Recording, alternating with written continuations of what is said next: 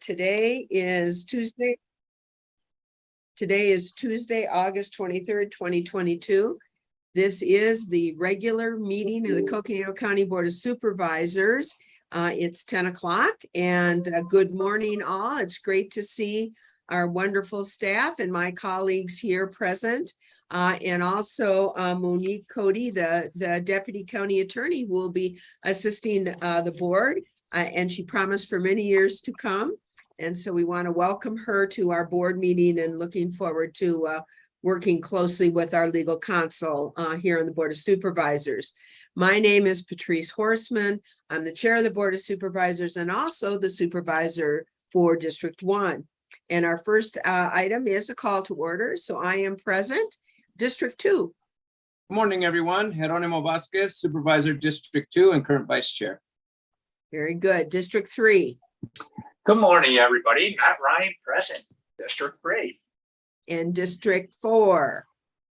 Morning, everyone. I'm here today and I want to welcome Monique, and then also I'm looking forward to this beautiful meeting we're going to have. And I thank you all for being part of my as my colleagues, and such a wonderful day out there.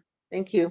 All right, thank you, Supervisor Begay. And I understand that District 5 Supervisor Fowler will not be able to join us today, and it is absent. So we have a quorum, and it is time to proceed with our agenda.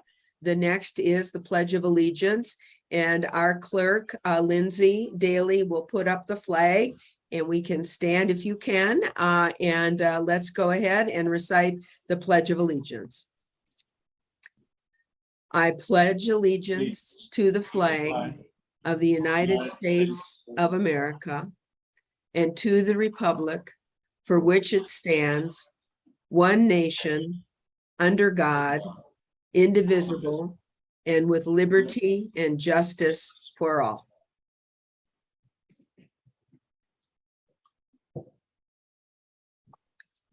All right. Members of the public, members of the board, now on our agenda is the call to the public. This is the time where you, members of the public, who may have items they would like to discuss or matters that they would like to bring to us, the board's attention, that you can address items that are not on the agenda and let us know what your thoughts are or what your concerns are. Because these items are not on the agenda, we can have a very, very limited response. We cannot answer questions. However, we can send it to our administration and ask them to take a look at it or set it on a future board meeting. So members of the public, now is your time to be heard by the Board of Supervisors. And with that, again, I'm going to ask our clerk, Lindsay Daly, to let you know how you can address us here during our virtual board meeting. So Lindsay. Thank you, Chair Horseman. At this time, if anyone from the public would like to make a comment, you can hit the raise hand icon that will appear at the bottom of your screen if you hover down towards the bottom, and it looks like a hand. So if you hit the raise hand icon that looks like a hand, that will raise your hand and notify us that you would like to speak. If you've joined by telephone, you can hit *9, and that will raise your hand and notify us that you would like to speak. Thank you, Lindsay. Members of the public, now is your time to be heard.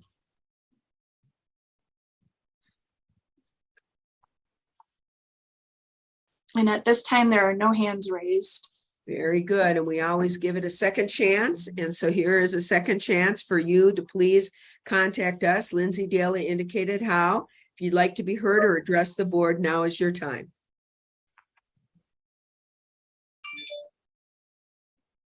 And there are no hands raised, Chair Horseman. Thank you, Clerk Daly. And with that, and members of the board and staff, we are ready to go forward with our agenda here today. We have a very important proclamation on consideration and possible action to approve a proclamation designating September 11th, 2022 as Patriot Day and celebrating the third annual Matthew G. Brome Memorial Williams Stand Down and Patriot Day Parade. And with this, I'd like to turn it over to our esteemed veteran and our supervisor, Matt Ryan. Thank you, Madam Chair. And actually, this is, a couple of different events that occur around Patriot Day. So important, Patriot Day itself, that we remember September 11th. But also, I'm here to introduce John Davidson, who has just been a champion for our veterans in our communities. He's worked together with Mandy Metzger, Supervisor Mandy Metzger, and then Jim Parks, and with multiple agencies, including some of our own, to really work on the stand down, but always working on behalf of our veterans. And John, it's just something special that you do for the community. It's a big element of your family, as we know, and we certainly remember. John, we thank you for being here, and John's here to read the proclamation. And John, I was going to ask you after you read the proclamation if you could just comment about the events that are occurring as well. Thank you, Madam Chair. Thank you, Supervisor Ryan. John, I hope that you are, yes, I see you're on the screen. Good, and welcome. Good morning, and thank you for being here with us this morning. Well, good morning. Thank you, Matt, for those kind words. Good morning, Madam Chair, Board Supervisors, County Administrators. It's a beautiful day in Northern Arizona. We just got back from the wilds of Yellowstone and Grand Teton. So if you haven't done it, you got to do it. You got to go there. So once in a lifetime anyway. So I'm going to read the proclamation. Coconino County Proclamation celebrating the second annual Matthew J. Bream Memorial Williams Stand Down and Patriot Day Parade. Whereas approximately 9,000 military veterans live in Coconino County. Whereas these men and women voluntarily risk their lives in the protection, preservation, and defense of the citizens, culture, and Constitution of the United States of America. Whereas Patriot Day occurs on September 11th of each year to honor the memory of the people killed in the September 11th attacks of the year 2001. Whereas this year marks the 21st anniversary of the September 11th attacks on the United States. Whereas the purpose of the Matthew J. Bream Memorial Williams Stand Down is to connect homeless and at-risk veterans and their families with the essential community services they need. Whereas this year's parade theme is God Bless America, in celebration and dedication to our nation, we gather as Americans to honor the men and women who lost their lives 21 years ago in the September 11th attacks and honor their families who continue to bear the burden of this fateful day.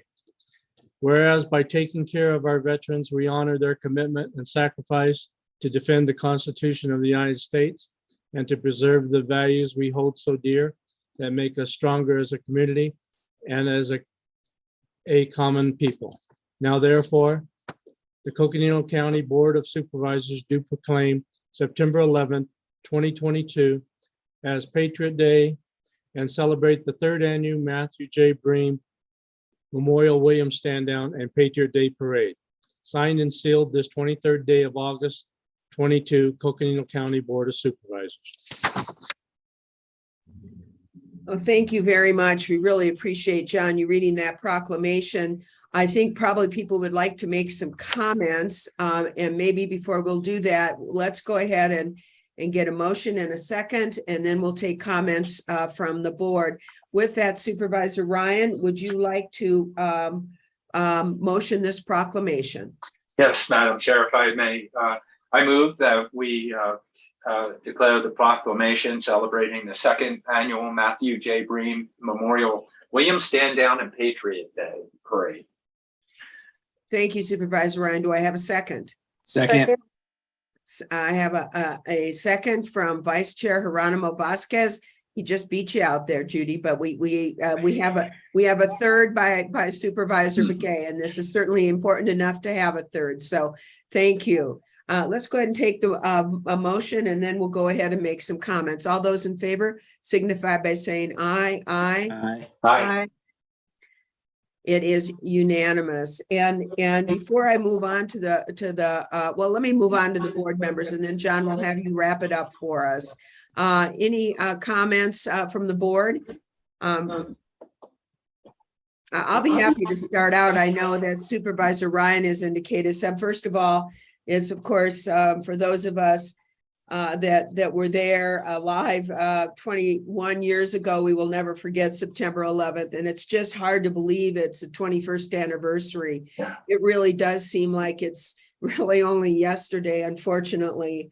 And so I think it is, right and proper that all of us as Americans take this time certainly to reflect on September 11th and what that has meant to our country, and to honor those that fell with those towers in the planes and there at the Pentagon. So I think it is fitting and proper that we do that. And also, as a daughter of a proud Marine, it's also always important to honor our veterans. And Supervisor Ryan, we certainly honor you with this as well as a veteran. And those are my comments. Any other comments the board members would like to make with this important proclamation? Vice Chair Vasquez. Yes, thank you. I'd just like to thank John Davidson and everybody that was involved in putting this together and bringing this proclamation to us so that we could honor the memory of 9/11 and not just 9/11 itself, but all the aftermath since 9/11, because it did change our country fundamentally and impact and traumatize a whole generation of folks. And then the subsequent foreign action that we had to take because of it. And so this is an opportunity to reflect on that and give thanks that the gratitude for those that were sacrificed and those that later sacrificed their lives in order to protect our country. So thank you. Any other comments? Supervisor Begay. Yeah.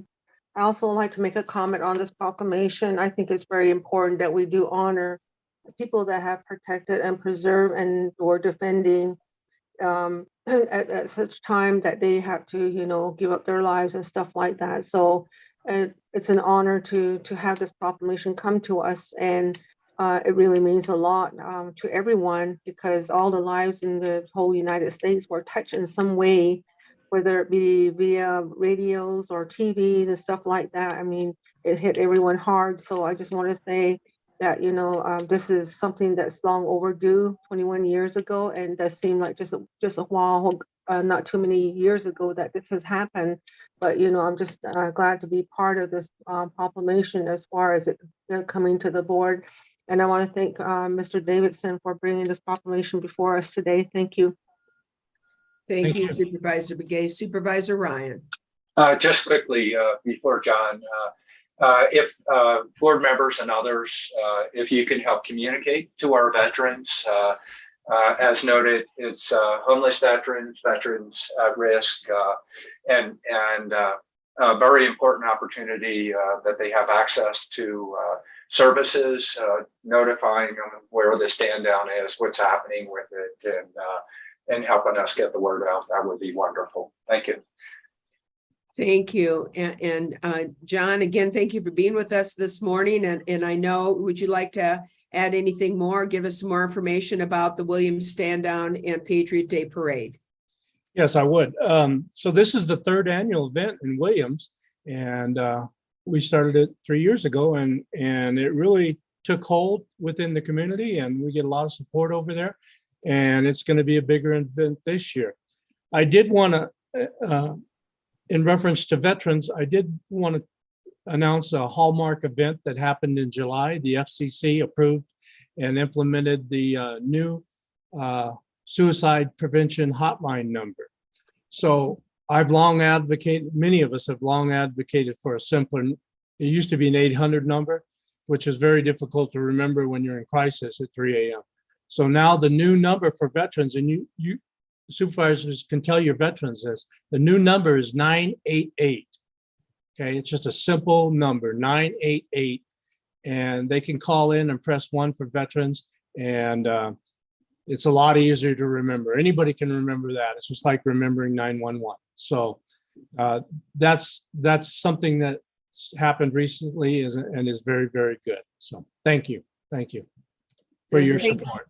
Thank you, John, and thank you for that important reminder for suicide hotline, and for veterans helpline is 988. And thank you. It's important, and we should make sure we put that in on our website as well. I think the county does have it in there, but it'd be good to make sure we include that. So thank you, and thank you for being with us this morning. And we hope to see you at the stand down in Patriot Day Parade there in Williams. So thanks again. Thank you very much.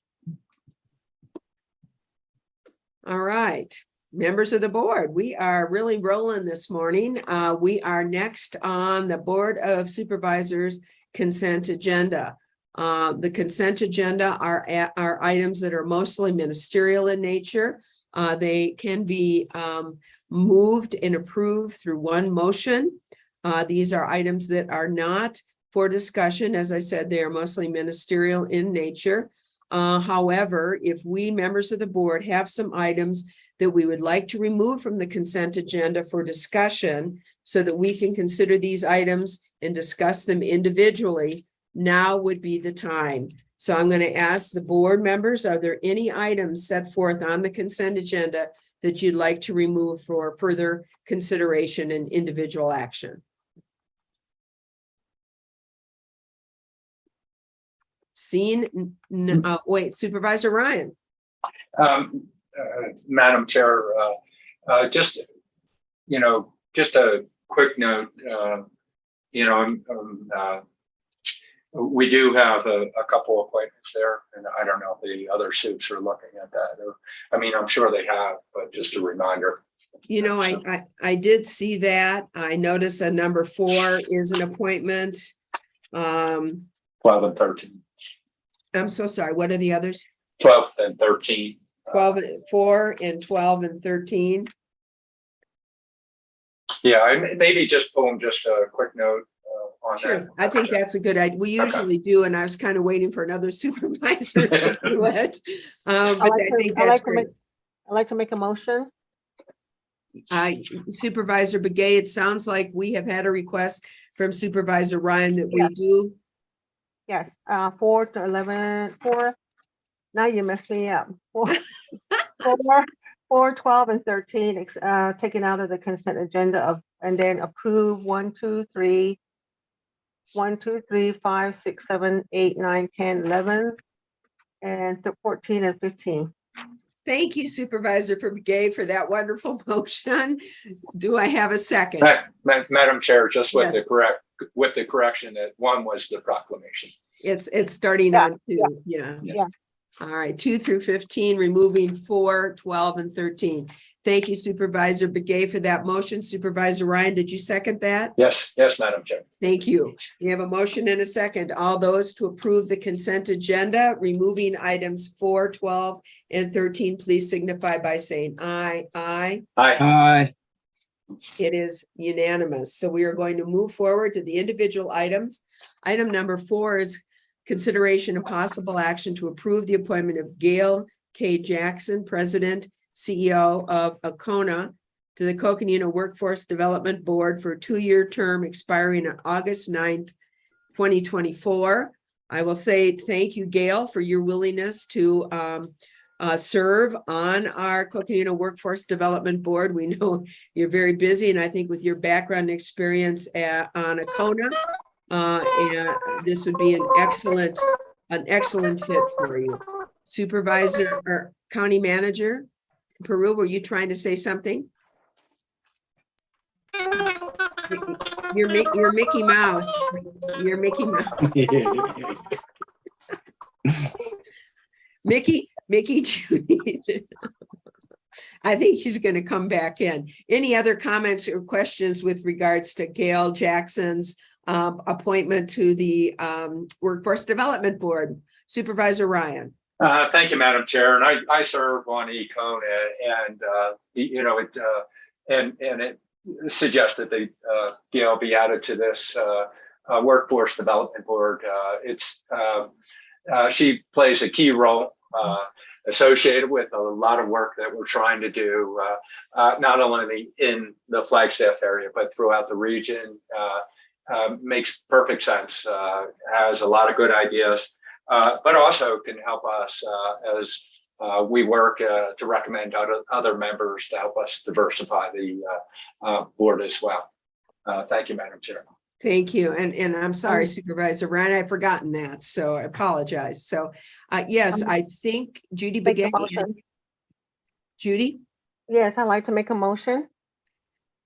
we have a motion on the floor. Do we have a second? Second. Okay, a second by Vice Chair Vasquez, and to appoint Gail K. Jackson on the Coconino Workforce Development Board. All those in favor signify by saying aye. Aye. Aye. It is unanimous. So thank you for your service, Gail. I don't know if you're with us, but She we is, appreciate Madam Chair, she your is here. service. She is on. She is?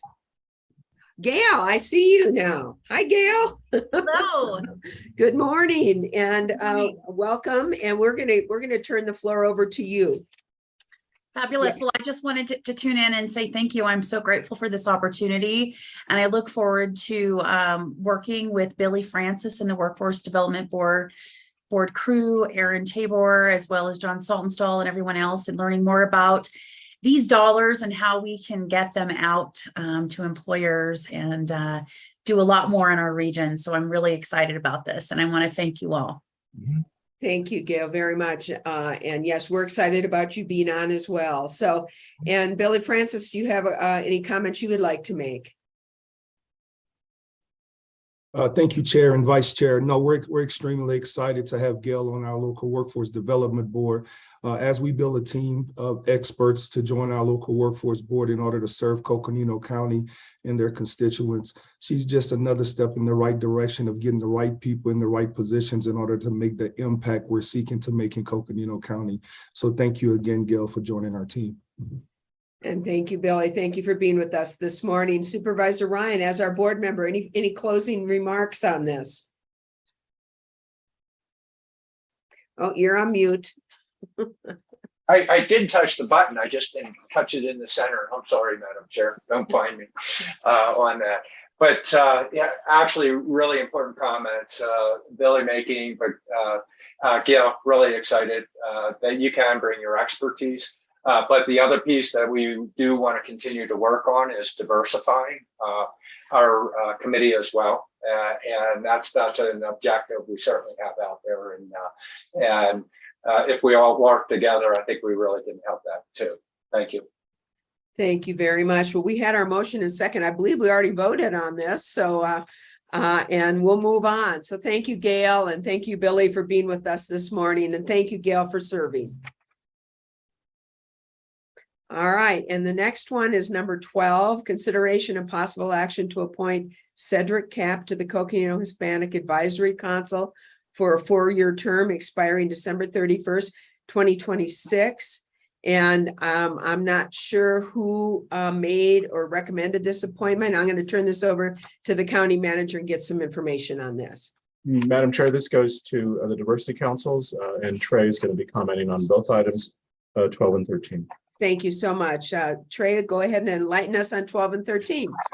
Thank you, Madam Chair and County Manager Peru. Mr. Cap is an appointment that comes from Vice Chair Geronimo Vasquez to the Coconino Hispanic Advisory Council. Unfortunately, Mr. Cap was not able to make it to the board meeting today.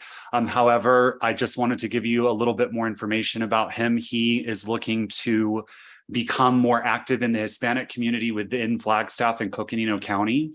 And right now, he's currently serves on the board for the Northern Arizona Institutions for Community Leadership. And he also is active with Amnesty International as a state activism coordinator, which he has been participating in for the last 2 years.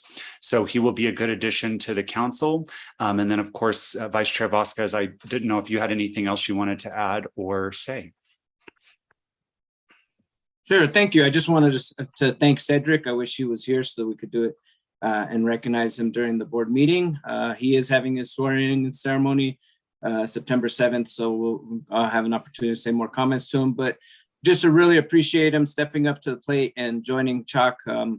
We need engaged community members, the more the better. And so just really appreciate him taking this on and joining CHOC and helping further the mission of CHOC. Thank you. Thank you, Vice Chair Vasquez, and thank you for also recommending this appointment. Any other comments?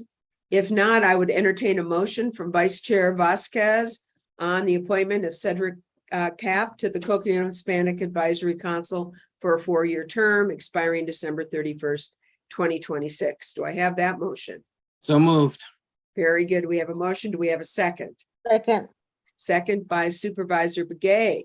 All those in favor signify by saying aye. Aye. And it is unanimous. He is approved, and please extend Supervisor Vasquez our thanks to Cedric Cap for stepping up and accepting this important position. So thank you.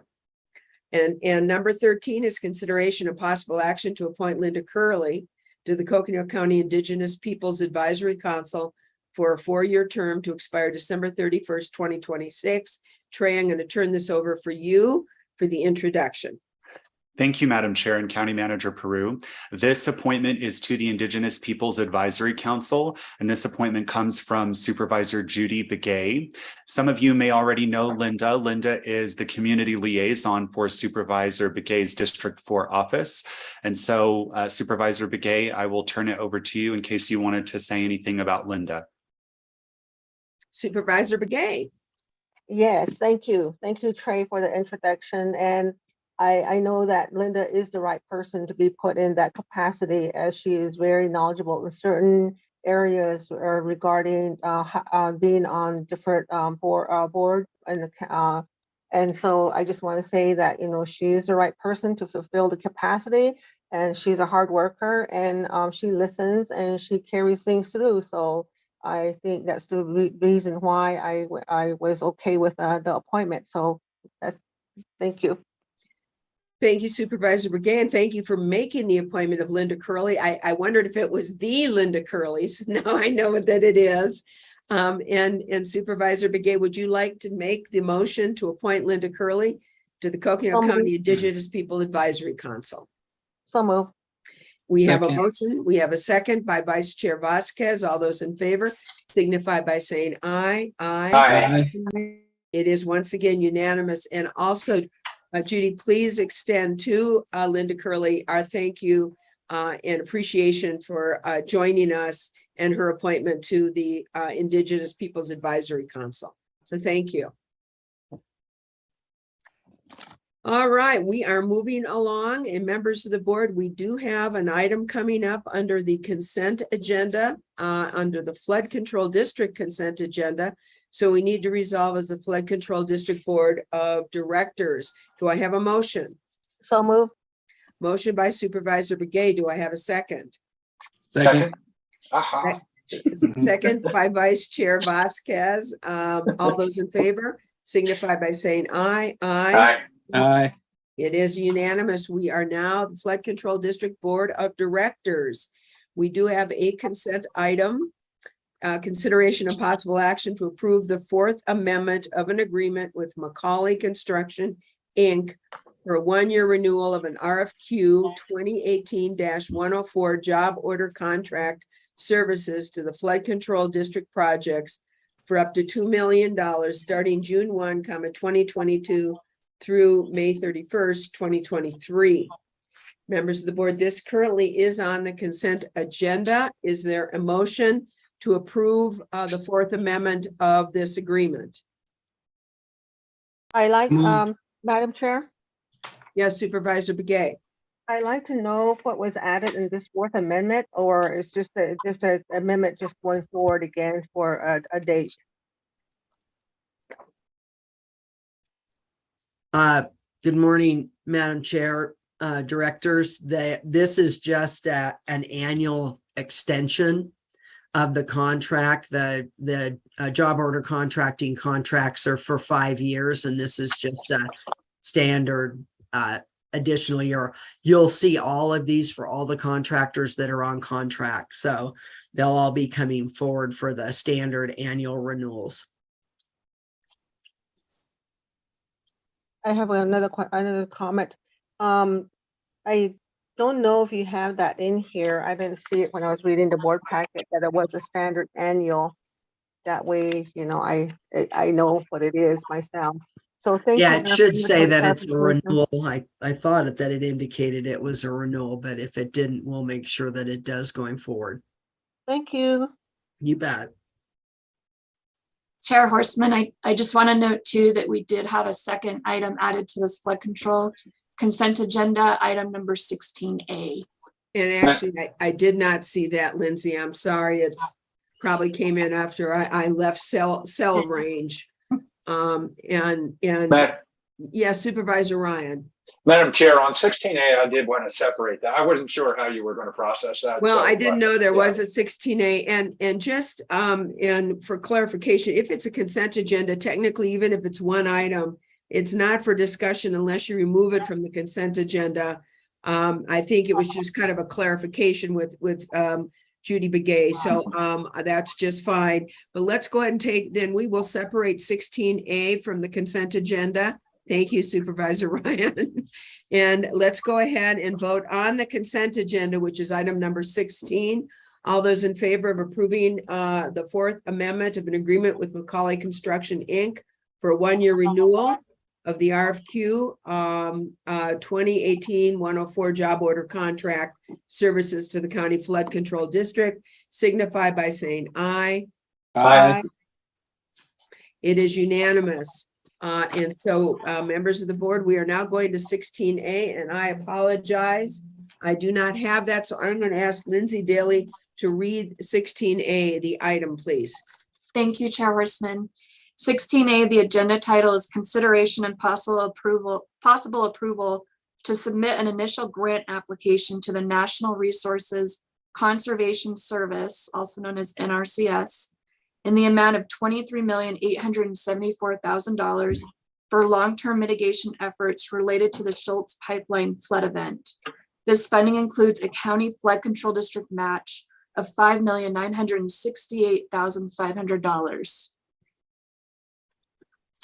Thank you. And I apologize. I did get that. I forgot to put it though in my book. So I apologize.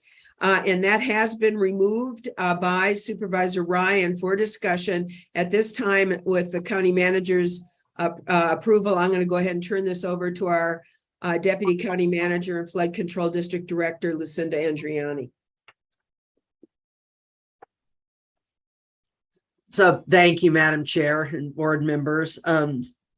This item, we're moving very quickly. We had a deadline that we had to meet for submission of this application for NRCS Emergency Watershed Protection Program funding. This is the same funding that we used during Schultz for the Schultz mitigation, as well as museum. That certainly was Schultz. It was very successful until this recent fire. Unfortunately, museum, as you know, so far to date has been very successful as well. You're also aware, I mentioned this during the last meeting, that currently there is no federal funding. The Emergency Watershed Protection Program remains unfunded at this point. There is a wait list at the federal level. So in effect, if this application is approved by the national office, which we have not heard back whether it'll be approved or not, and the next step, if it is actually approved, is that we will come back to the board to actually accept the funds. So this is just to apply. If in fact it is approved at the national level, then it would go on to the wait list. And as you're aware, we held the meeting last week with Congressman O'Halloran. We've met with both Senator Sinema and Kelly, and working very closely with their staffs right now on looking at the opportunity for a legislative vehicle to fund the EWPP program across the nation, not just for these projects. So that's kind of the status of where things stand. In terms of this specific application, it's for 5 of the watersheds that were impacted by the pipeline. These are all watersheds that we already had received approvals five of which 3 of the projects that are in this package, we actually did perform work in those watersheds: Wupaki Trails, Campbell, and Brandis. And unfortunately for Wupaki Trails, it's being just the measures that we constructed after Schultz are being completely overwhelmed, and we need to upsize the channel in that area. Fortunately, we can do that to increase the size pretty significantly, reduce down the impacts of that neighborhood dramatically. That has been by far the worst impacted neighborhood. Many homes impacted, several homes flooded on the interior. One home is uninhabitable right now. The family is out in temporary housing. And then 2 of the corridors, Brandis and Campbell, those are repairs. We had attempted to use during Schultz a more natural type channel with turf reinforcement mat. Unfortunately, the volume and velocity of water that we're seeing right now exceeds that capacity, and we need to go in and shotcrete portions of those channels. And then lastly, it includes 2 corridors, Copeland and Peaceful, where the residents post Schultz declined the mitigation. They made a decision they did not want to move forward and decided not to provide the district with the drainage easements that were necessary for that. Now, in both those corridors, we have certainly one Copeland. We have very strong support. Peaceful, we are working with that corridor. Certainly there's a set of people. We call it the mini Grand Canyon. We have a head cut out there now that's about 25 feet deep that spans several properties. It's just really creating extensive devastation now, not only on those properties, but then all that sediment is downstream on other properties and creating other issues. So really seeing tremendous impacts out there from the flooding. Again, those 2 corridors were not mitigated, but we had already received the approvals from NRCS. The intention is to follow those same corridors in effect, and therefore the NEPA and other approvals that we would need to a large extent have been met. So that was the decision to prioritize these 5 because we felt we could move forward with these fairly quickly. And that decision was made in concert with NRCS. They came and did their damage survey review, and that damage survey is in your packet, I believe, as well. So that gives you an overview. The intent, we have another corridor, government tank, that's also been very hard hit. That's probably the 2nd hardest hit corridor. And but that corridor is extremely complex. Again, in discussing it with NRCS, the intent would be to make a request for funding for that corridor at likely sometime in September. We'll see what transpires with the funding opportunities. Likewise, we're also further evaluating paintbrush, the 2 paintbrush watersheds. Those were mitigated post Schultz, and we're having some impacts there. We think there may need to be some relatively minor upgrades there, some on Forest, but with the inlets there at the storm drain, we think we can actually provide some additional capacity in that area. So that area has had some impacts. Fortunately, with the mitigation constructed during Schultz, those impacts have been minimized. So with that, I'm happy to answer any questions.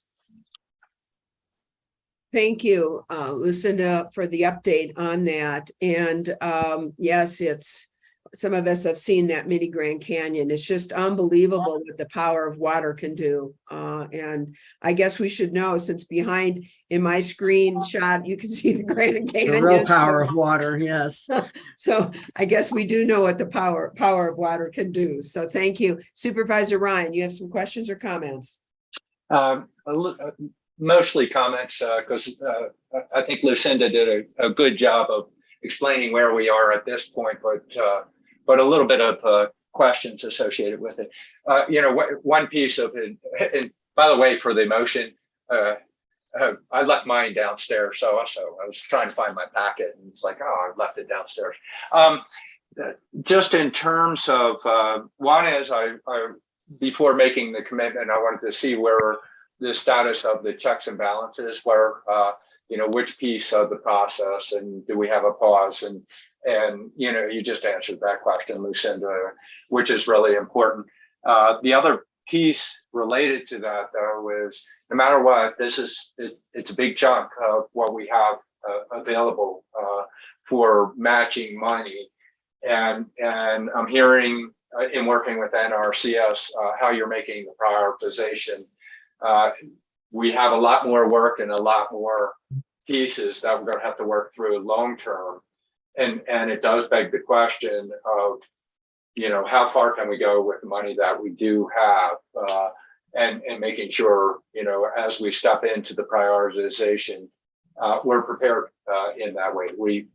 So that was an important piece of, if we're spending this much, it could have impacts to future work, or I know we need to do it. I know it's the opportunity to get the federal money associated with it, and hearing the prioritization, that's really important.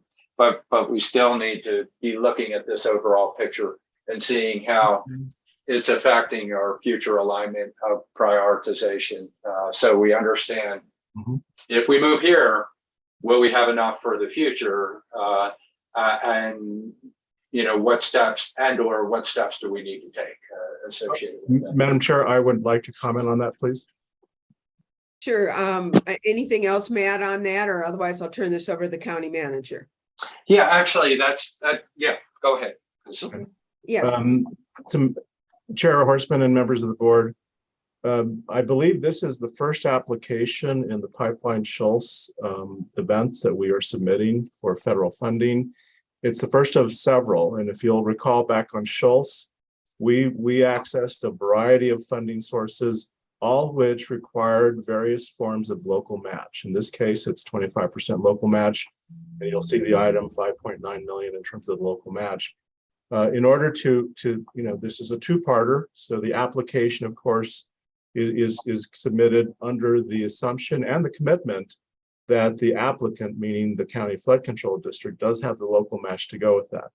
And so we are looking at, of course, the budget within the flood control district to provide that match. However, keep in mind that the total levy from the flood control district is 9.9 million a year. And so you easily do the math to say, okay, well, we are going to have, obviously some priorities that we need to make and some decisions that need to be made. And with that, though, in knowing that, the earlier announcement from last week's work with our congressional representatives yielded a potential price tag in the range of 120 to 150 million. And then if you look at, derivative time, let's see what that local match is going to be.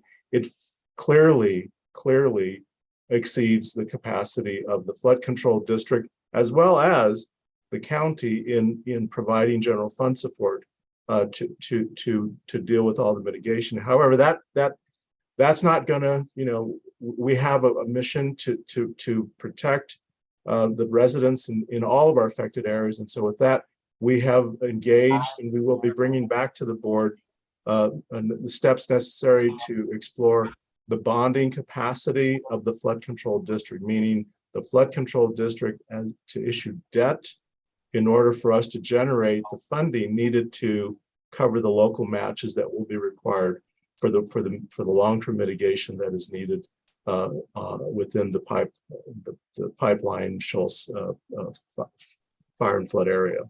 So again, it gets to Supervisor Ryan's issue in terms of how are we covering this financially. Excuse me. We're also going to be bringing to the board, and this, I'm not going to speak for the flood control district, but I will say that we will be bringing a revised 5-year plan to show in terms of the revenues, because now with us issuing debt, we will need to factor into the budget our debt service. And so that is a new line item that the flood control district has never had.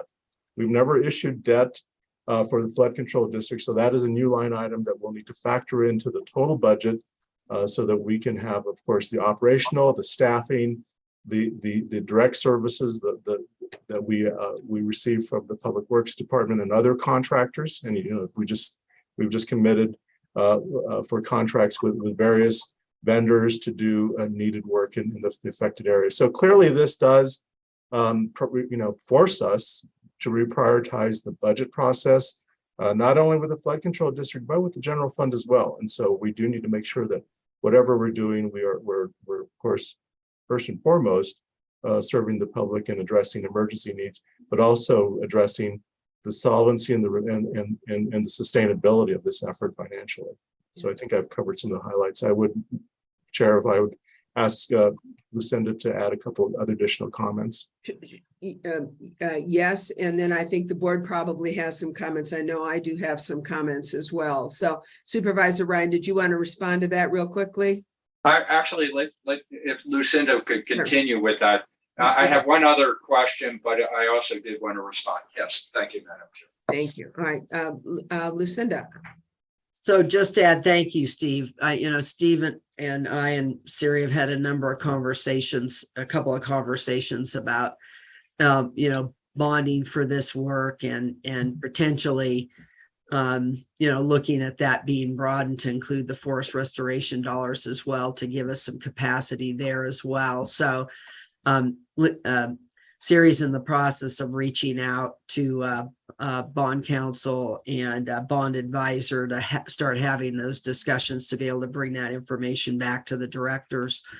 I want to add that one thing that's important to understand, which is that these projects, just frankly, even if we got every dollar from the federal government tomorrow, these projects, we are constrained by our construction seasons. And of course, we have to get engineering completed, approvals, all of those. There's a lot of, process that needs to take place. So they are all not going to happen in 1 year. This is probably at least a 3 to 4 year plan and process. And how I've seen it lay out at this stage, is the first year we would focus on Wupaki trails as well as the repairs to the Brandis and Campbell. This is assuming the feds come through with the lion's share of the funds, both for EWPP as well as on forest, because this system needs to be integrated as well as with the highway funds, getting funds through the Department of Transportation. So,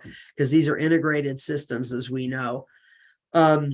And then looking at likely Copeland and Peaceful for fiscal year 24, and then government tank fiscal year 25, potentially even into 26. I think that just based on construction capacity and the amount of work that's going to be involved, knowing that government tank, we've never had any discussion within our CS about that because the impacts for Schultz were so limited. We never went down that path. So there are no pre-approvals there relative to either on or off forest.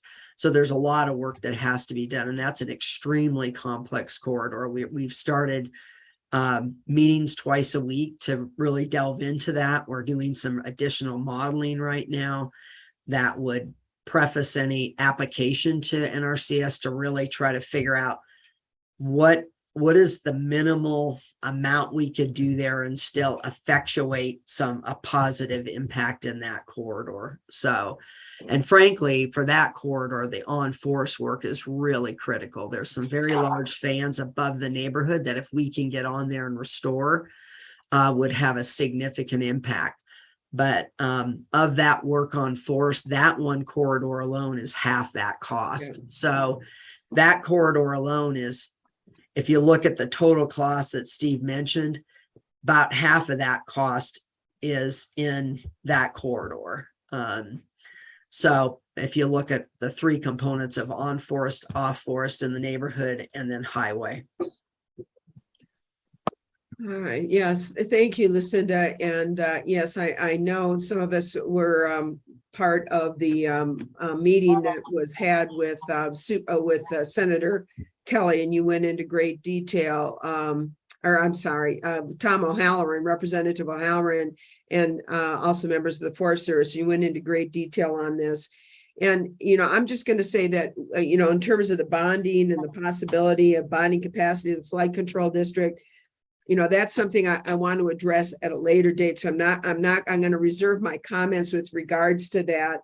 I'm going to definitely point out that the number one, priority of local government is the health and safety of our residents. And we have been put into a very difficult flood response this year, with 9 watersheds having been compromised. We were put in a very difficult response this year when we had 2 major forest fires within 3 weeks of each other. And the cost and the toll it's taken on our county and on our county staff is only second to the toll that it's taken on our residents here in Coconino County. And so, dealing with what's before us right now is a request for $23,874,000 for long-term mitigation efforts. We need to do absolutely everything we can to get as much federal monies as we can to undertake the mitigation. As our county manager indicated, the long-term mitigation expense would exceed the budget, would break our budget, would break the city's budget. And in order for us to do what we can for our residents and to protect them from future flooding, we need to undertake whatever to get funding from the federal government, and talk about more of this in the roundtable when we get to that. But obviously, I'm very much in favor to submit the initial grant application for the NRCS, and quite frankly, to pursue every other grant application or every other ability we can to obtain the necessary funds for us to do the long-term mitigation necessary for our communities. So those are my comments. And Supervisor Ryan, you may have some additional comments to make. Yes, Madam Chair. And I too, I understand we're under an emergency. We do want to do what we have the capability of doing. And so as we step into it, these are tough decisions that we are going to make. Mm-hmm. And as we start to put applications in, they have a domino effect for what our future decisions may be. Similar idea with bonding. Oh, well and good, we can come up with money, but we got to pay that back too. And so as we're looking at this, it's kind of simplistically, and I don't mean it in a simplistic manner. We have very important decisions, but it's simplistically the kid in the candy shop. You can't buy every piece of candy in there. And so we need to start to see this broader picture of as we make these first decisions, the implications of that domino effect. And we know there's going to be a lot of work. We see why we need to do it. We know it's an emergency, and here's our opportunity to go for it. I think we have the right intent here in what we're pursuing, but it is a big chunk. And if we pursued that whole 124 million, we heard it just now, but you can see we're not going to be able to do that. These are key pieces that we need to start to see sooner than later. Than okay, yeah, let's move, but we'll decide that later. We need to start, where are checks? Okay, how do we move to that next step on it? We have these other ones that are in play. They have broader implications. And if that's the case, how does it fit into what we can do? And then these will also have implications associated with later decisions or our priorities that we have for flood control. As we continue to say, forest restoration is a lot cheaper. We need to keep money there to do that. But as we do, we will have limited capacity that we're keeping in mind in doing that. The one other piece, though, that I have with the question, question related to the application is, and as you noted, Lucinda, we know we're going to pause and see if we meet that first threshold in the application. We pause, it comes back to us. Can we move on? Did they have we competed well? That kind of thing. So we do have a check and balance. But because we're bringing on the 2 corridors that refuse to put together, not everybody, the easements, we will have that as a piece that we have to assure that we have. Do we have the easements, or how is that progressing? And will we, hopefully we don't have a particular property owner that, we that holds it up and or we have future decisions on. But the easement question is there for those 2 other corridors that we're bringing on in this application. How is that progressing, or what's the strategy on that? It's progressing pretty well. We've had conversations with all of the property owners impacted in the Copeland corridors. There are 2 channels proposed there. And so far, we've had very positive response. Peaceful, we've probably had conversations with about half to 2/3 of those in that corridor. But frankly, it's still early in that process. And just like with Schultz, the funding is not contingent from the feds. The funding is not contingent on getting the easements. We got the funding last time. It's the sponsor, the district's responsibility to secure those land rights. And as you well know, because you were on the board at that time, because we didn't secure the easements, we did not move forward, and we invested that money in other measures, right? In other corridors, and worked with those corridors that didn't want to move ahead. And that was fine. And, we respected those decisions and moved ahead. I think now the level of flooding that people are seeing, this is successive. It's very evident that the on-forest alluvial fans in both those corridors are very heavily compromised. And so the ability for them to restore themselves in short order is pretty limited. I think people are very much more aware now of what's taking place. And frankly, we have new people have come in. And so we have a somewhat different dynamic as a result of that as well. And they want to move ahead, where we had, again, some pretty significant resistance last time, particularly in the peaceful corridor. So certainly, if we are put on the wait list and we can start really having much more serious, but we will be holding corridor meetings. We have the 2 corridor meetings scheduled for both of those corridors within the next month, as well as next week, one with Wupaki Trails, one with Brandis. So we'll get some good feedback at those meetings as well to find out, what are the concerns. I think this time we're looking at going with higher capacity channels and going with a concrete structure. Trade-off there is it's more expensive, but we get far greater mitigation, and we actually use less space on private property. So I think they're going to be better received overall than the prior strategies. And there's pros and cons to both of those, right?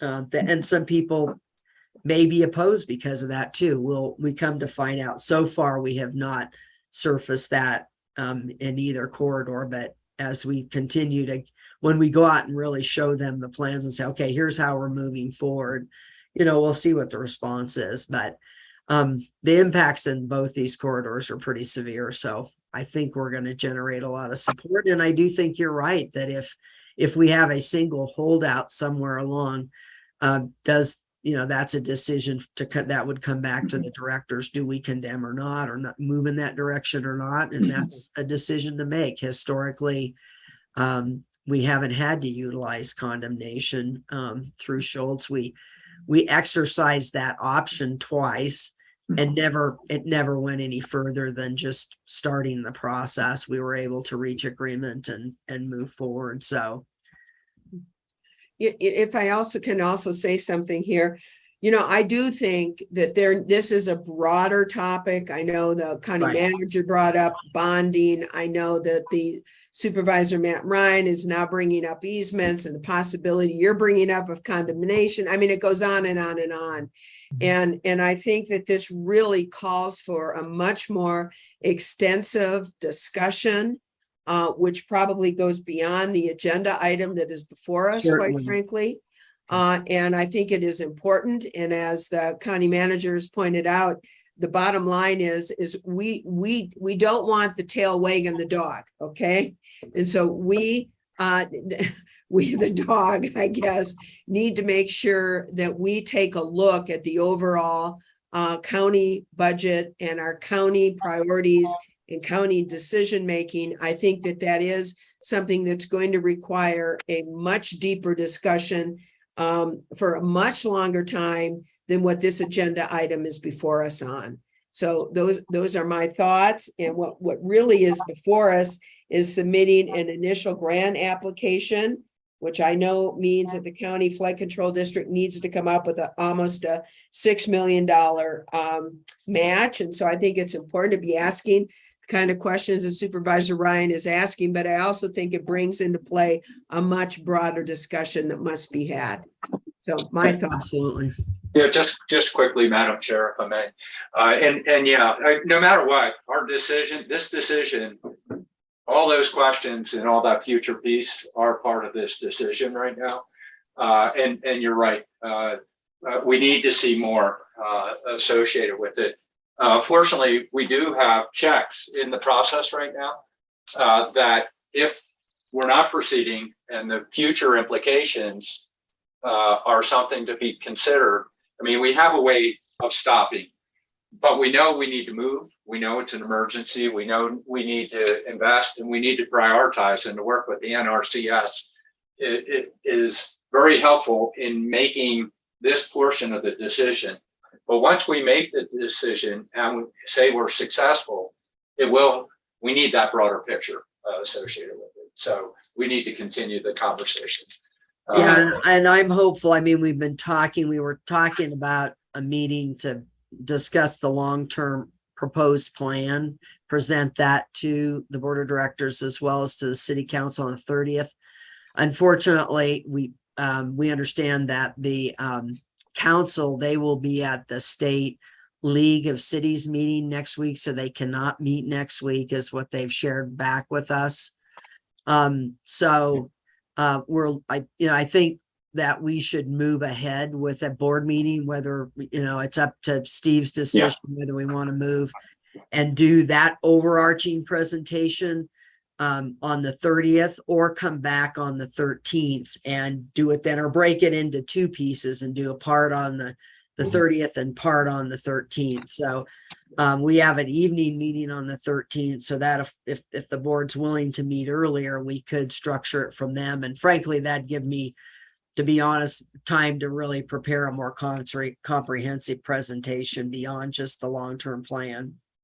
So at this point, I'm going to bring us back to our agenda item. And I think we do need to talk about that. And as I said, I was going to bring that up in our round table. And so what we have before us is a consideration of possible action to approve, consideration of possible approval to submit an initial grant application to the National Resource Conservation Service, NRCS, in the amount of $23,874 for long-term mitigation efforts related to Schultz Pipeline flood event. This funding does include a county flood control match of $5,968,500 from the flood control district. That's really the agenda item before us. I hate to cut off comments, so I'm going to say again, is there any further comments from other members of the board on this? Madam Chair? Yes, Supervisor Begay. I think it would be appropriate. I was gonna mention that maybe we should have a little work session on it prior to really getting down to see how we're going to be handling this situation, and it's got to be right away. Just like Lucinda said, maybe within 2 weeks or so, have it come before the board so that we're, because I know that the dollars are scarce, and then also on top of that, we don't have that much to work with. Even if we ask for it, we're not sure about how much would be given to us, and there's a lot of factors that play a role in this thing. So I just was going to make that comment, but I just want to say that. Thank you. Thank you, Supervisor Begay. Vice Chair Vasquez. Yeah, I'll make it brief. I just want to say I'm in full support of this application. We need this funding and we need to be creative on how we're searching for funding, because if we don't get it exterior funding, we're not going to be able to do what needs to be done in order to protect our community, because this is not sustainable what we're enduring. And so these efforts are crucial. And so I hope as the community learns more about the overall picture, they understand why we need this support in the way that we do. So, and Vice Chair Vasquez, is that a motion? that is a motion. Very good. We have a motion. Madam Chair, I'll happily second the motion. I do support it at this point. It really is very important. Thank you, Madam Chair. We have a motion and a second to approve and submit the initial grant application to the NRCS in the amount of $23,874,000 for long-term mitigation efforts to Schultz Pipeline, which will include a match of the County Flood Control District of $5,968,500. We have a motion and a second. All those in favor, please signify by saying aye. Aye. It is unanimous and it passes. So that gives you what you need. I know that's time sensitive, Lucinda, so onward. Madam Chair, what was the motion? My phone went out. Oh, I thought you voted for it. I apologize. There was a motion and a second for consideration and possible approval to submit an initial grant application to NRCS in the amount of $23,874 for long-term mitigation efforts for Schultz Pipeline, which would include a county flood control district match of $5,968,500. We had a motion and a second, and I apologize. We had 3 supervisors voting aye. Supervisor Begay, how do you vote? Aye. We have 4 supervisors aye. Thank you. It's unanimous. All right. So we are. Thank you. You're welcome. Thank you, Lucinda, for your hard work on this. Members of the board, we now need to resolve, I should say directors. I do this all the time. Directors, members of the directors, we now need to resolve as the Board of Supervisors. Do I have a motion to resolve as the Board of Supervisors? So moved. So moved by Judy Begay. I have a second by Vice Chair Geronimo Vasquez. All those in favor signify by saying aye. Aye. Aye. We are now the Board of Supervisors. We are starting round table. Do we want to take a 5-minute break? Could we? That'd be good, please. Yeah, let's go ahead and take a 5-minute break. We'll be back in 5 minutes, and thank you all.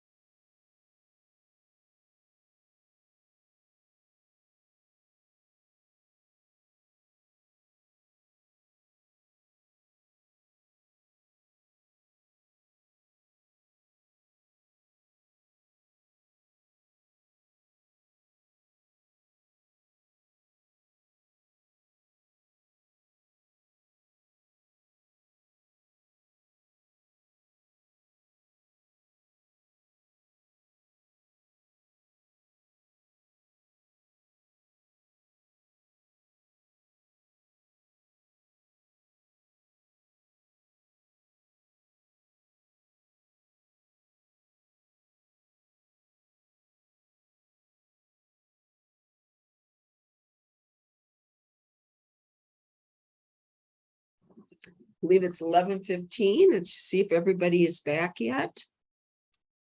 I see Supervisor Ryan, I see Vice Chair Vasquez and Judy Begay. Are you back with us? Supervisor Begay? Yes. Thank you so much. We're back. And at this point, County Manager, we are now at our roundtable discussions. We are here for discussion and update and possible direction regarding state and federal legislative priorities, legislative and administrative update. And I believe Supervisor or County Manager Peru, you would like us to turn this over to Trey Williams?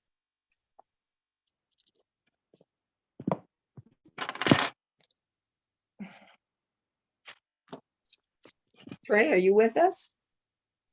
Yes, Madam Chair. I was just waiting for confirmation from County Manager Peru. I didn't want to steal his thunder. Okay, awesome. I'll go ahead and get started. Sorry, I was muted. Sorry that you couldn't hear me. I owe a quarter. Okay. Let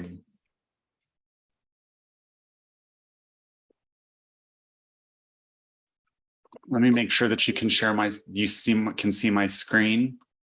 Yes, we can. It looks like it's still in power. There we go. There we go. Yes, we can. Excellent. Well, thank you so much for having me, Madam Chair and Supervisors. It's great to be with you today for a brief state and federal legislative update. Some of this is going to be unrelated to the presentation you just heard from Flood Control District Administrator Andriani, but I also just wanted to provide a brief status update on that as well, in addition to the comments that Administrator Andriani made. But before I get into the federal update, I wanted to also just provide a brief state update regarding proposals that have been submitted to the County Supervisors Association as part of our the 2023 legislative priorities for the County Supervisors Association.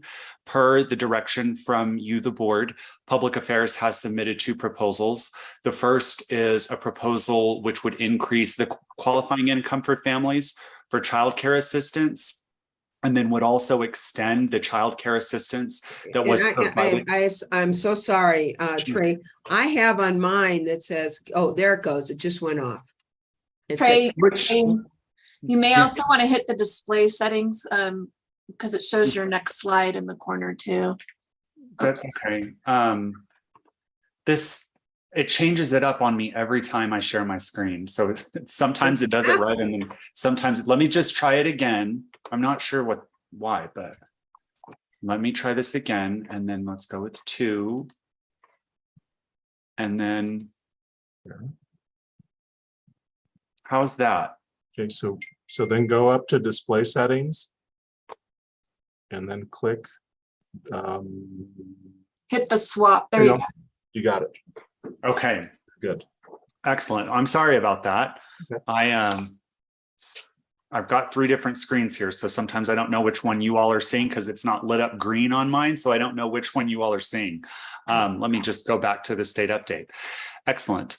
So this is as I was mentioning, this is the proposal that would extend the childcare assistance that was provided as part of the COVID-19 pandemic to eligible families. And then it would increase that eligibility criteria to encompass more families who currently fall in the gap and don't qualify as part of the current qualification. And then it would extend that beyond its expiration date, which would be June of next year, 2023.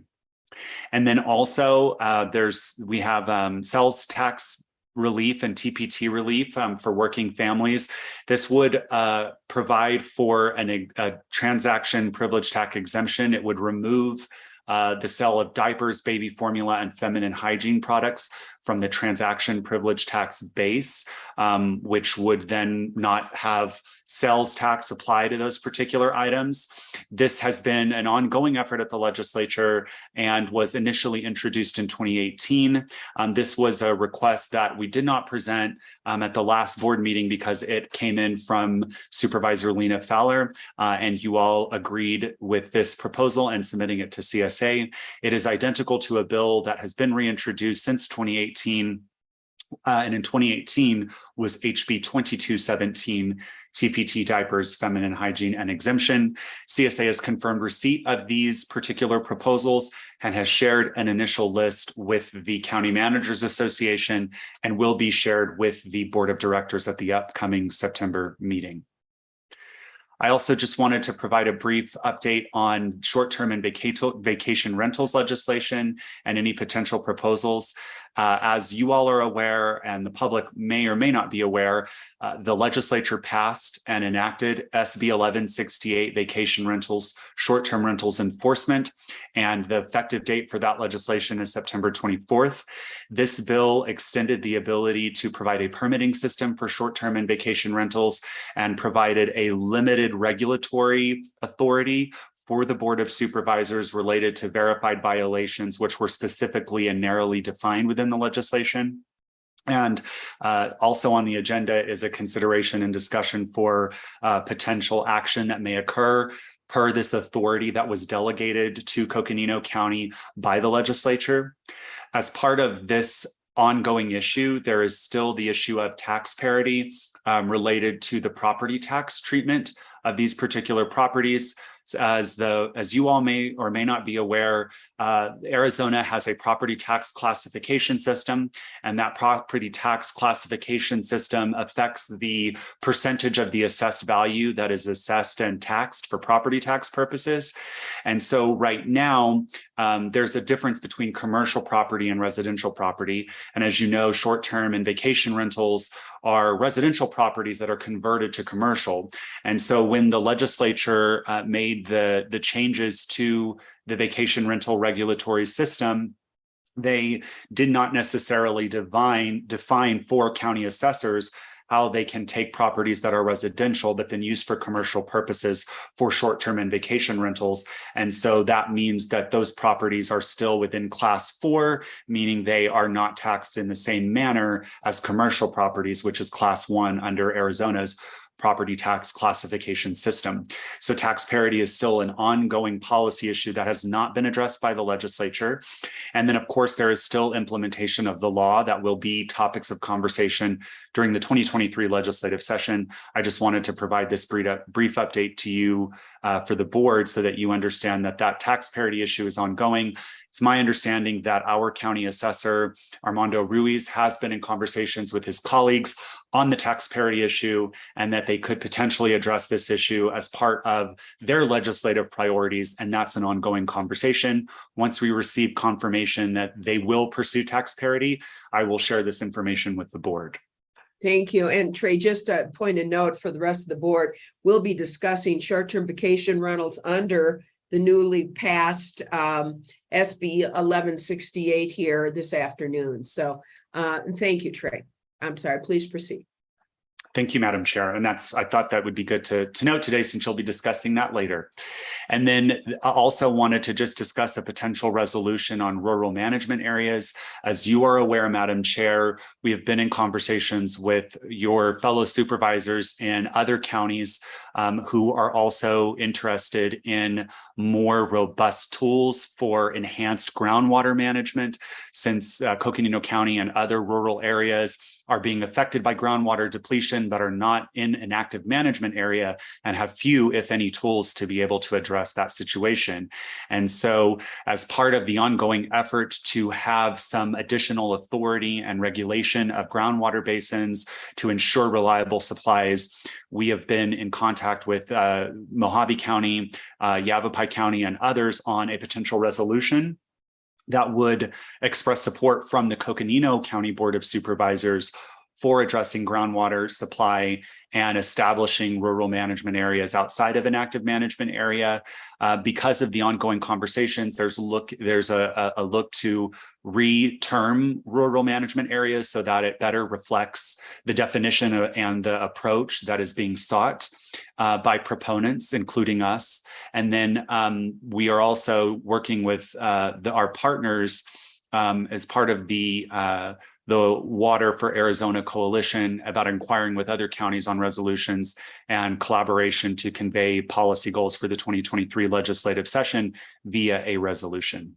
So I don't have that available today, but that is something we are working on. We do have a copy of the resolution, and once confirmed with the county manager and with you, Madam Chair, we will submit that to the board for consideration and potential adoption. Thank you. And I'd like to see a copy of that. If it was sent, I don't remember receiving it. So that would be great to take a look at what they're doing in Yavapai and what they're doing in Mojave. So good. I look forward to receiving that, and thank you for that update. Thank you, Madam Chair. And I'll send that to you again, so it's at the top of your inbox. Thank you. And then I wanted to provide some additional information on activities with Congress and the White House.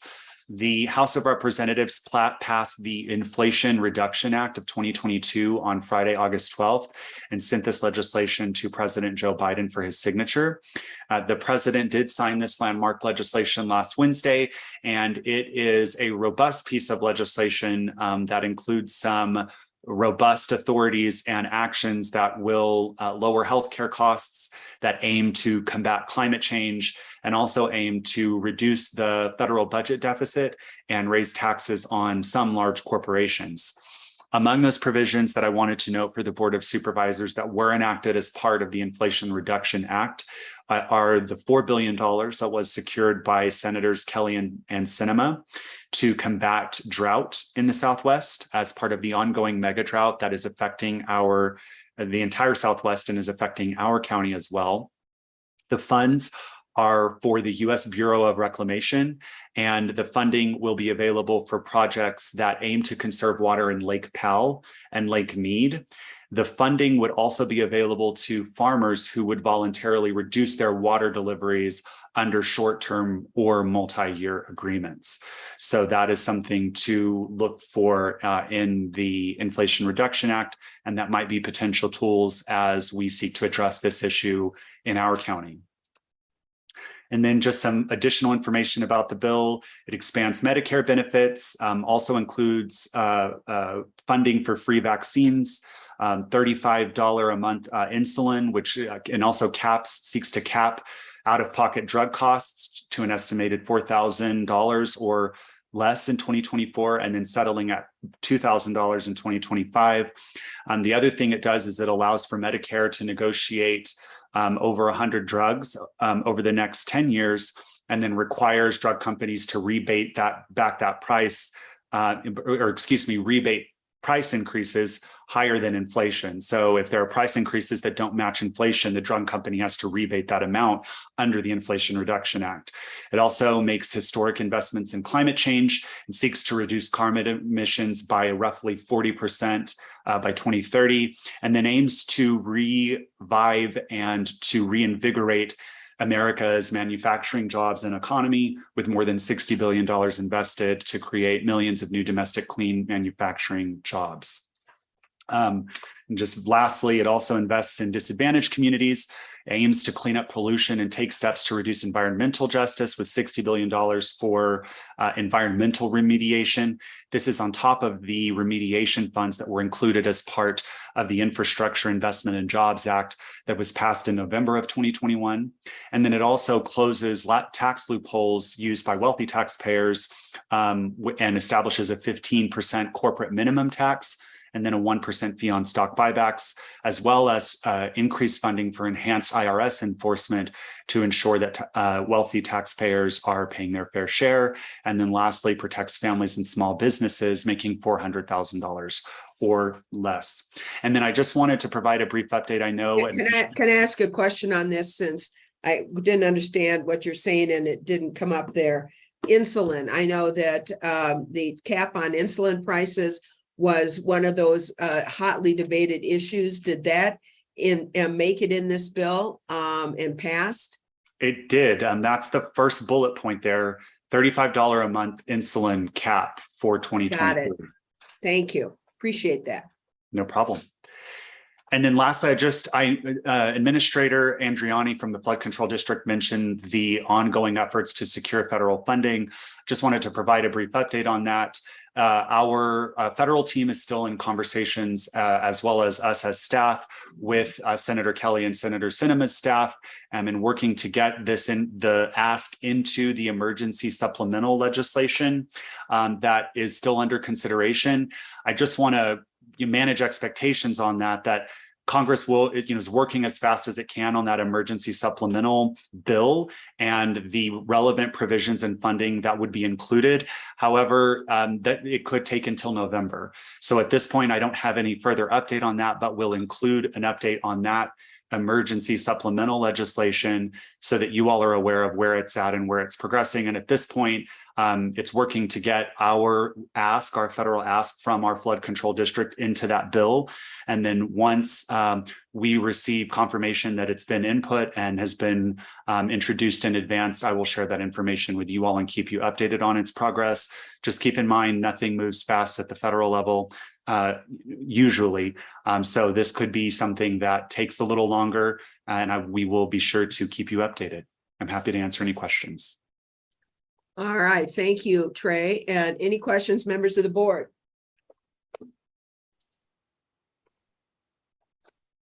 Supervisor Ryan. Thanks, Madam Chair. So Trey, you're saying that you were able to modify the language a little bit on that CSA proposal, where discussion went back and forth on whether to put, the elimination of the tax associated with the diapers, vitamin, hygiene products, etc. On we were talking about the two different pieces that fit together. And what happened with that? You said you sent it on to CSA. Did you send it on as two different pieces, or where did that go?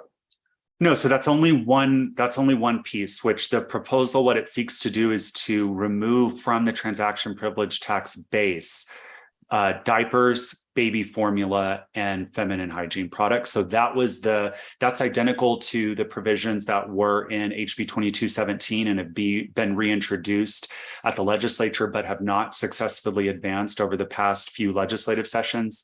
And so that is the proposal that was submitted. It wasn't split in any way. It was just that basic proposal to remove those particular classifications from the TPT base.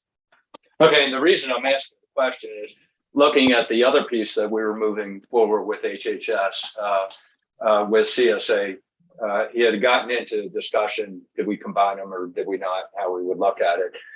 The one piece that we have to be careful with is last time it was proposed, it was a partisan bill. And if it's reintroduced, in a similar fashion, it's kind of dead on arrival. Unless support and buy-in, particularly with majority party right now, is brought forward, is defined in the right method and right language for that. Really good thing, really good proposal. It's what's our strategy and how can we take a look at it? So that was one piece. I'm glad we're doing it. But if we don't head that off and try and move it towards, getting the right support behind it, like I said, it could be dead on arrival. And it begs for what type of arguments do we make with CSA so that we don't get into a partisan discussion, but we get into here's a really good opportunity for communities. You see this in your community's broad scope, etc. On that. So we didn't have a chance to discuss it last week. Just wanted to add those particular comments on that one there. With that, the management plan piece, the water management plan piece, are the other counties bringing forward CSA proposals on that? Madam Chair, if I may. Yes. So my understanding is, as of right now, the effort is to potentially introduce a proposal at CSA. It's not finalized at this point, but there is the potential for a late submission to CSA regarding water management and tools for counties. The proposal may not look the way it's looked in the past in terms of the way in which it provides certain authorities for the Board of Supervisors. I have not seen a copy of that yet. I believe that the last I heard last week, it was under development. So there could be a proposal to that end. And then additionally, as part of that effort, there is interest, especially from some of your colleagues in, for instance, Mojave County, to pass a resolution for their counties as well. So that is an ongoing conversation as a means to support any potential proposal or action.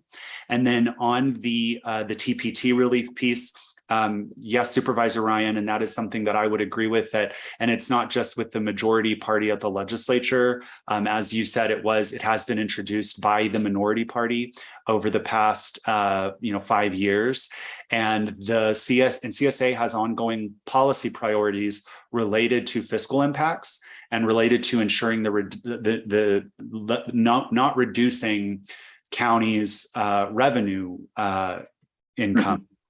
And so anything that reduces revenue, obviously, is always a concern for CSA.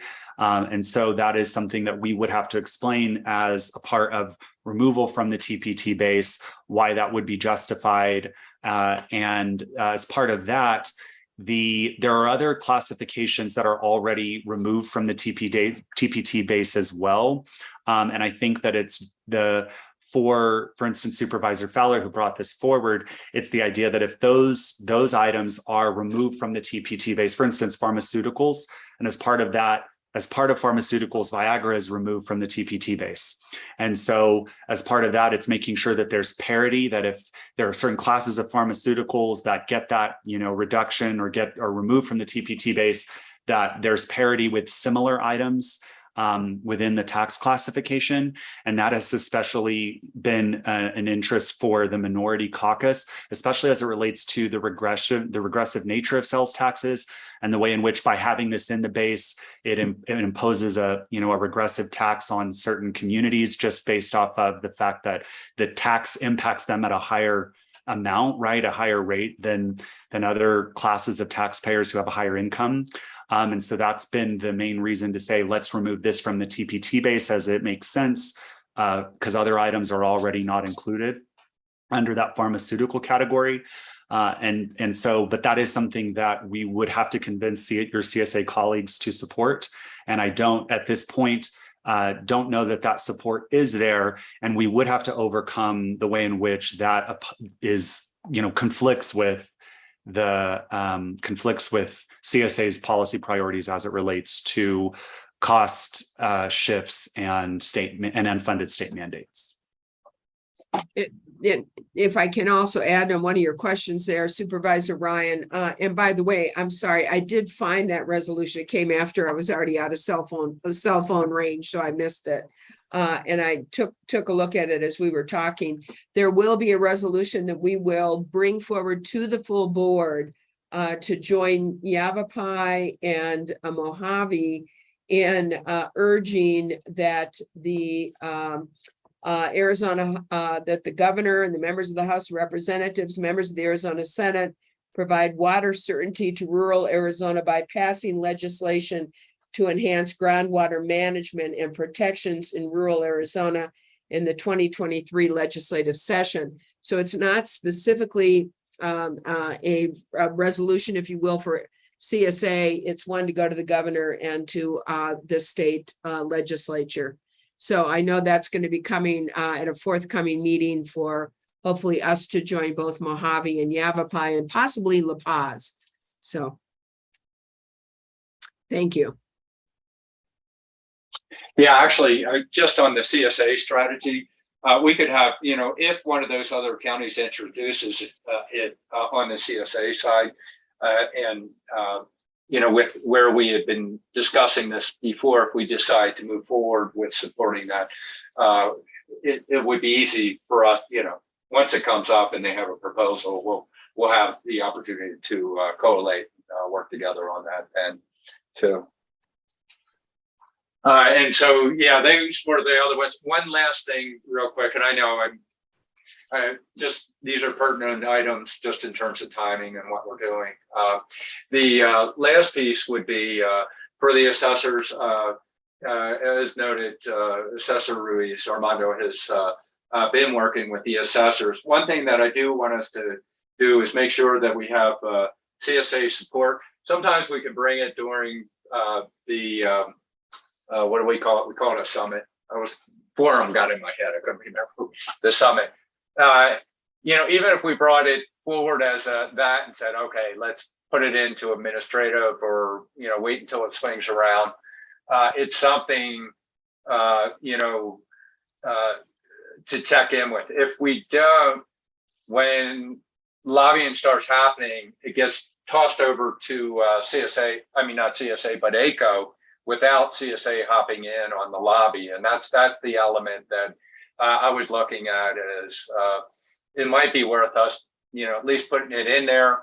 And then at the last minute, you know, or during summit, say, okay, we don't have to go for full support, or maybe we do. You know, we get the support that we assure that it's coming in, that they understand what's going on with it. So that's a piece, Trey, that, you know, I hope we keep considering as we go through these discussions here.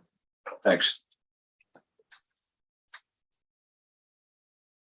Any other questions or comments? Thank you, Supervisor Ryan.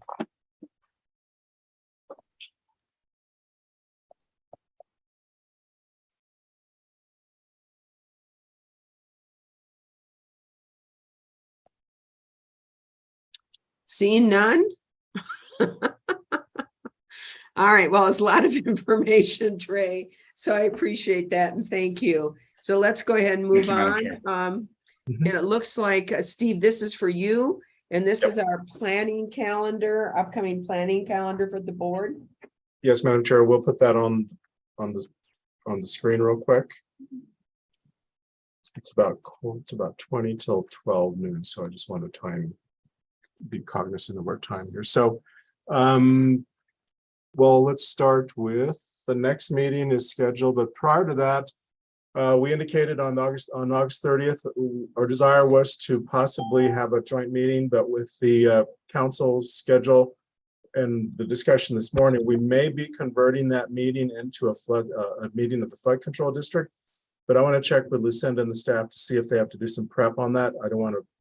I'll find out today or tomorrow if it's doable for us to have a meeting on the 30th with a lot more of the informational and background information on some of the topics that we talked today at the flood control district on. Okay. September 7th at 10 a.m. we do have the ACO visit to Coconino County. We just want to make sure that there might be some conflicts with some of the board schedules that may conflict with that. So again, this is the ACO annual meeting or the visit to counties.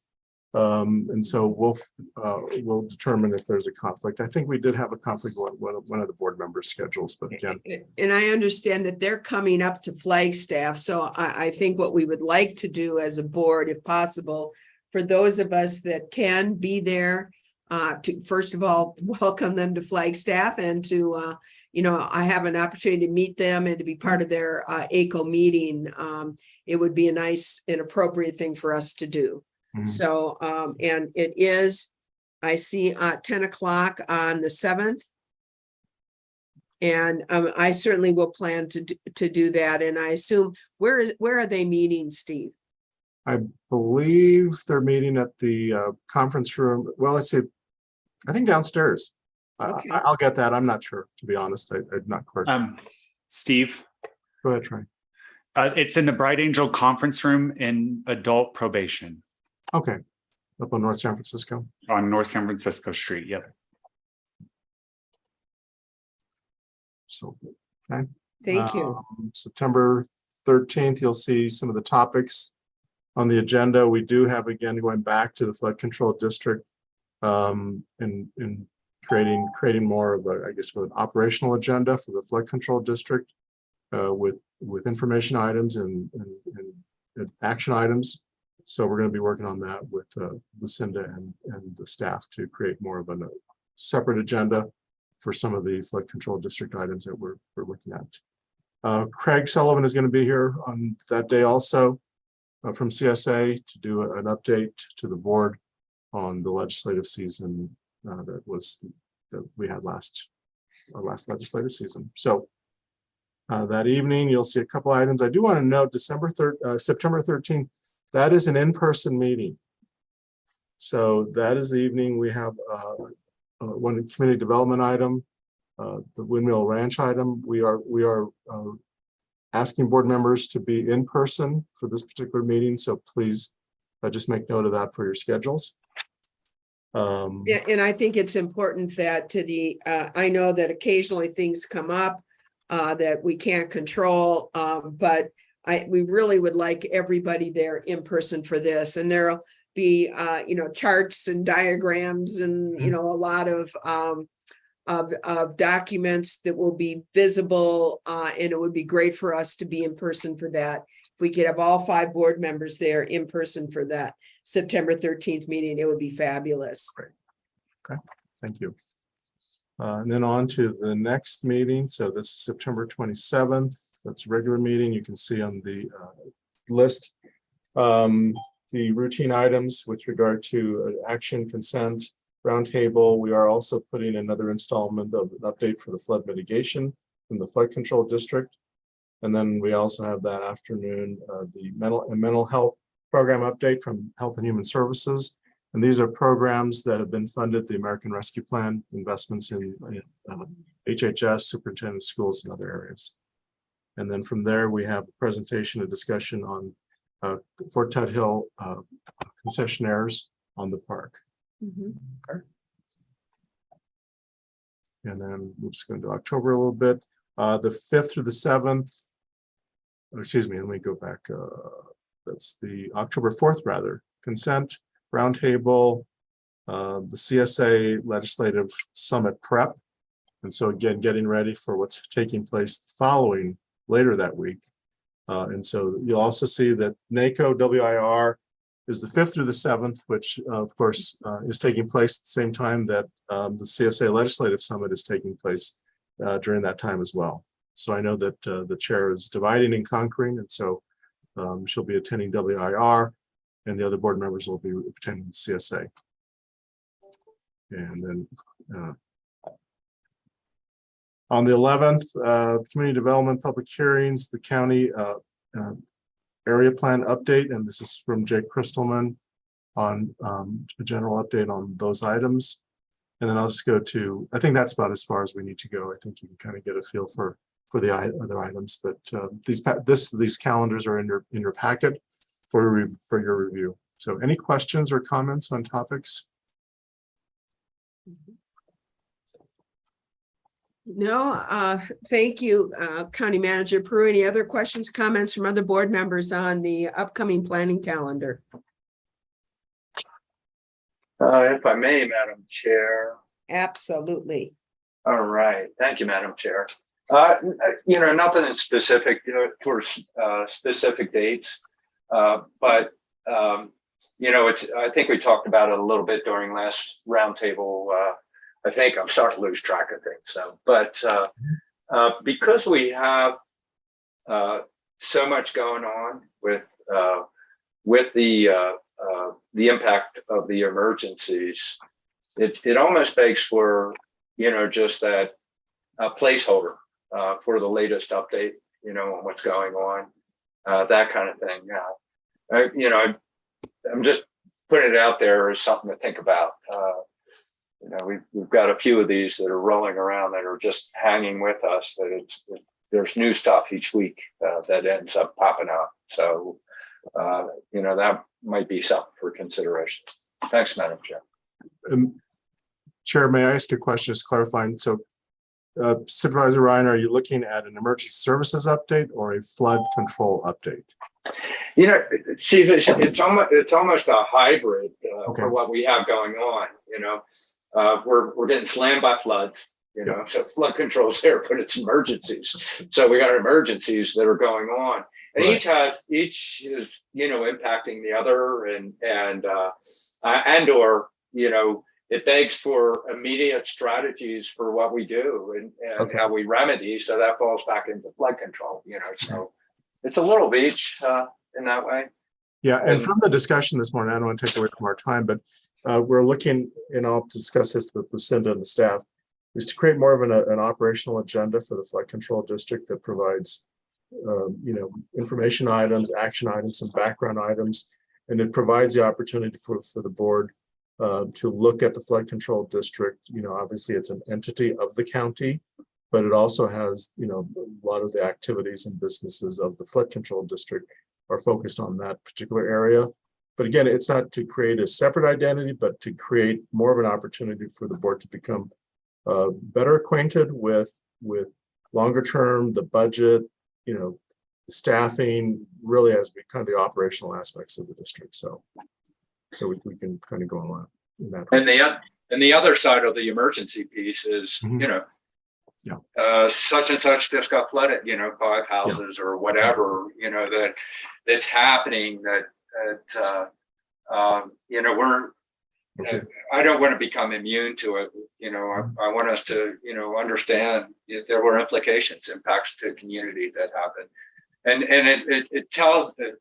it gives us a better idea of how much more exacerbated the particular drainage becomes. And again, it falls into that crossover with the two. All right, thanks, Madam Chair. Thanks. Thank Okay. you. So I think those are the items on the planning calendar, Chair, if there's anything, other questions. Thank you very much, County Manager. Yeah, there's been a lot going on, and I agree with Supervisor Ryan. It's good to get a placeholder in some of the ongoing emergencies we've been dealing with. So, thank you so much. With that, any other questions? Otherwise, we'll move on. Seeing none, we are now for a roundtable. I know we have at this point. Oh, I'm so sorry. Discussion and update from the county manager regarding possible community, regional, and administrative matters. I'm going to pass on to the board roundtable if I could. Very good. Yeah, that's fine. Let's get on to the board roundtable. And I know we have been shorted ourselves on this, except for very emergency items. And I know there's a lot going on. And I do have some items to address in the roundtable, but I'm going to wait and do mine with the chair's report and chair's roundtable. So at this point, I'm going to ask Supervisor Vasquez to present for the roundtable to start us off. Why did I know that was coming? So, all right. Well, it's been very busy as we got the full report just days ago about how extensive the flood events have been this summer. We attended the meeting with the Deputy Chief of the Forest Service and top representative from NRCS, was it? Yes, it is. To give the ask. And the big thing I got to say is that it just, even though we've been dealing with this since April, even though I've been getting all the updates and reports and been out there multiple times, once I saw the big picture, it was a little overwhelming. It blew me away. And I thought I was pretty well schooled on the situation. And so, we just continue to advocate. I was in a meeting yesterday with for RTAC, which is the Rural Transportation Advisory Council. And in there, the Senator Sinema's person on transportation was presenting. And so I initiated the process to ask for support for the highway drainage improvement on the highway. I'm going to be looking into that more since I do sit on 3 different transportation committees. We didn't get a chance to mention it, but it was a great event last week with the Liz Archuleta Park renaming ceremony. So that was a lot of fun. So if you haven't been to the park, please do so. This last weekend, Nuestros Raíces had a tardeada at Our Lady of Guadalupe Church, and that was a lot of fun. Saturday, it was from 12 to 6, and then Sunday morning, they for a rare occurrence, the church was opened up for a mass, and they had mariachis come from Tucson to perform, and that was beautiful. And so other than that, like I said, the majority of what I've been working on is regarding flood and fire, or flood mitigation, post-fire mitigation, and just trying to communicate with the community. We are starting the corridor meetings next week, and we will be going corridor to corridor from the affected watersheds on the east side in Fernwood and Timberline. So please spread the word and ask our citizens to attend that live in that area, so that we can, one, hear their concerns and needs, but two, explain the plan corridor by corridor. I also last week attended the Summit Fire meeting and had the opportunity to present a little bit of our ask to the federal government for the mitigation, and intend to continue to be part of those conversations as Summit Fire looks at their coverage for the Fernwood Timberline area and Donny Park area. So I'll keep it short and sweet and leave it at that. Thank you. Thank you very much, Vice Chair. And Supervisor Ryan. Oh, I thought I'd get penalized for all my talking this morning here. It did get deducted in your time. No, just of course, now we appreciate your input. So, actually, we haven't done a report in a while. So just quickly, and I will be quick, July 2nd, Sherwood Forest Estates Property Owners Association, July 3rd, Highlands Fire District Annual Pancake Breakfast, and 4th of July Parade in Williams. And I've attended two Pinewood Property Owners Neighborhood Watch meetings. And for all these meetings, I've been able to communicate, what we're dealing with associated with emergencies, also conveyed to the community so they're informed that we are increasing the flood control tax to address these issues. And conversations have been accepted well. And then a note that we have an initiative associated with the jail tax that's coming up this November. So these are conversation points that I'm trying to convey to each of my communities as I get out to reach out to them. And a lot of people, their questions are, how's it going? What's going on with the emergencies? So, it's fatigue. It's hard. It's hard on the community members. It's hard on those that are working it. And so have been able to carry the message, and a lot of your stories that you all are bringing back that come from the communities as well as other observations. One thing that really bubbled up, and we'll be talking about later on in Pinewood, but I'm hearing it in my other communities, is cost of housing and short-term rentals. I can't find a house. I can't, I'd love to work there, but I can't. My family member can't find something. So it is a very big issue that we have out in the communities. Went to NACO, facilitated military installation piece. We're trying to grow the military installation counties, reach out to them. Let's work together on some of the issues on what we have. That went really well. Had a tour of Naval Observatory with the implementation committee of the JLUS and the partners associated with that. One thing to mention is Flagstaff is now moving forward. They worked out all the kinks towards the next steps. Eventually, they're going to bring a new lighting ordinance to refine it with LEDs, etc., into the city. After the city takes place, it's been on the work schedule for community development to come forward with ours. Similar, but it's a heads up that that's one that will come to us eventually from community development that's been in the works for years, and with the dark sky community, the astronomers that I like to tease and ask them if they're astrologists, so yeah, I know you got to bait them every once in a while. Then they'll talk about the history of astronomy and how astronomy, it's a special group that we have out there. The other piece, just quickly, because now it's finally public, we were able to have that acquisition of the 6-acre parcel to add to Pump House Wash wetland. So compliment the board, County Parks and Rec staff for, it's a piece that was in a list for years and years, and we thought we couldn't get, and yet an opportunity came forward, and it's adding to, it's one of our very few year-round wetlands that we've continued to build upon to help protect. So great work for everybody that worked on that.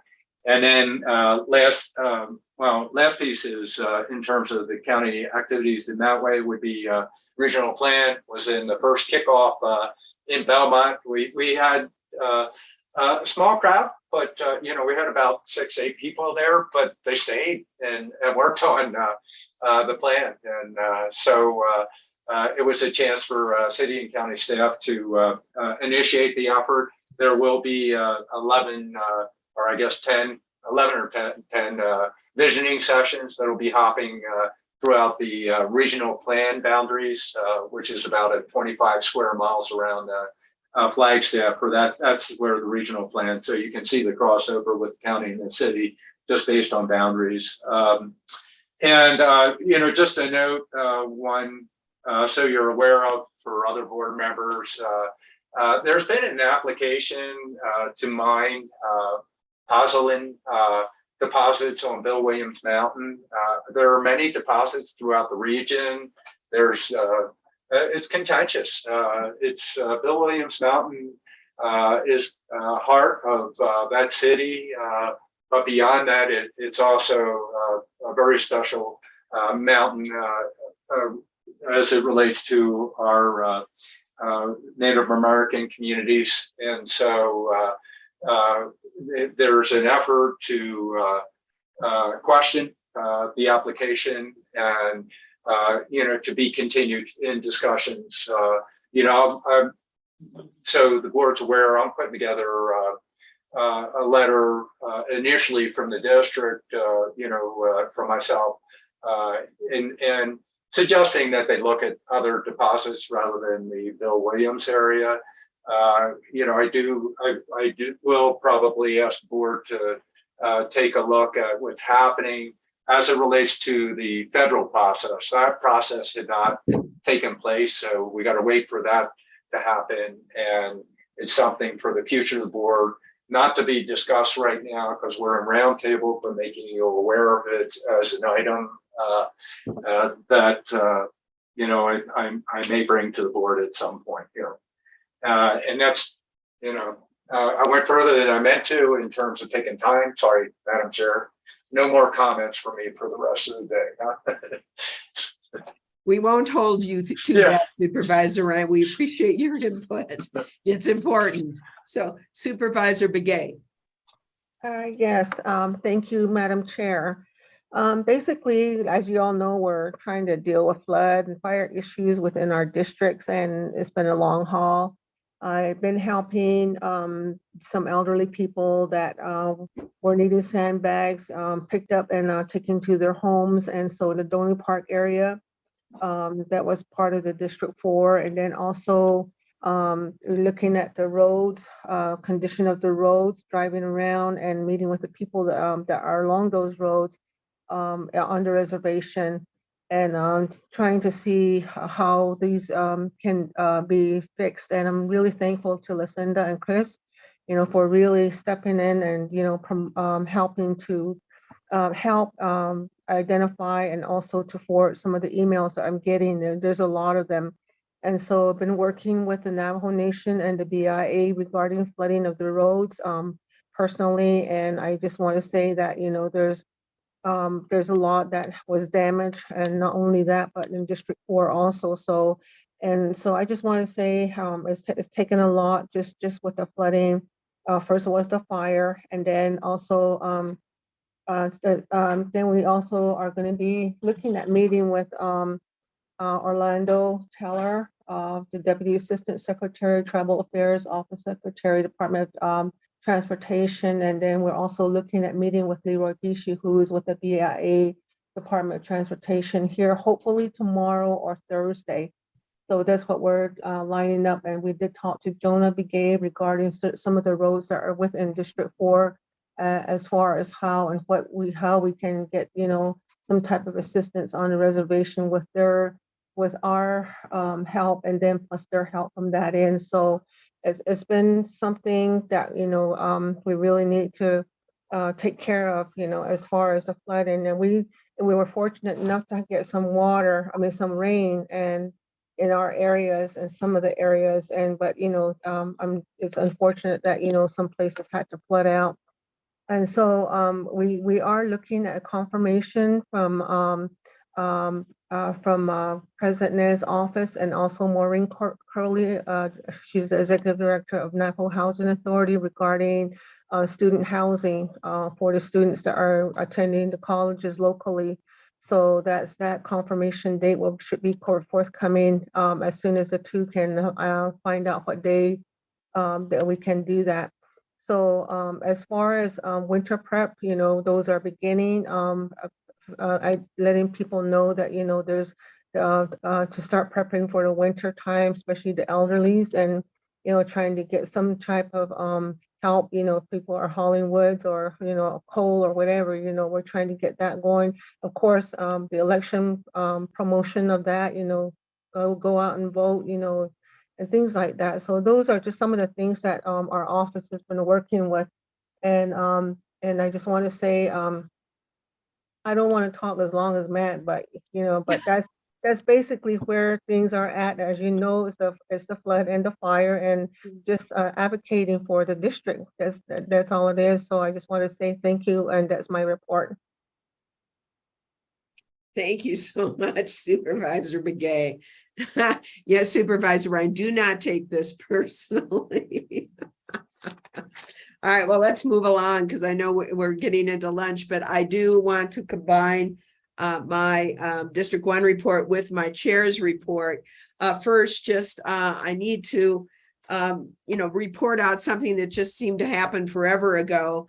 All 5 board members spend at least a portion of the time at the NACO conference in Denver. And I just think the public needs to know, really a county that's geographically as large, but is in terms of numbers, is not one of the bigger counties. And yet our presence at NACO was a pretty large presence, which encompasses every county official from, or most county officials, I should say, from across the United States. And, we had Supervisor Fowler, who oversaw a panel on drought on the Colorado River Plateau. We had Supervisor Ryan, who was there chairing a panel on military installations.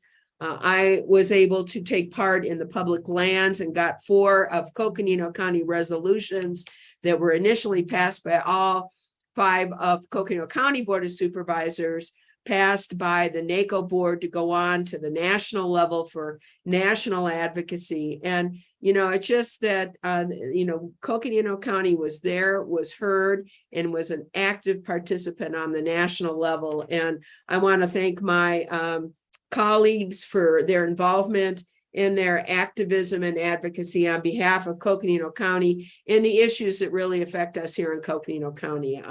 Great job all, and really appreciate all of your work. Second, and most importantly, much like Vice Chair, most of my time on the last couple months, like many people in Coconino County, has really been spent on floods and flood relief in response to flood, not only in terms of the immediate short-term relief, because of our communities, both on the west side and also on the east side, that have been so heavily impacted by this flooding.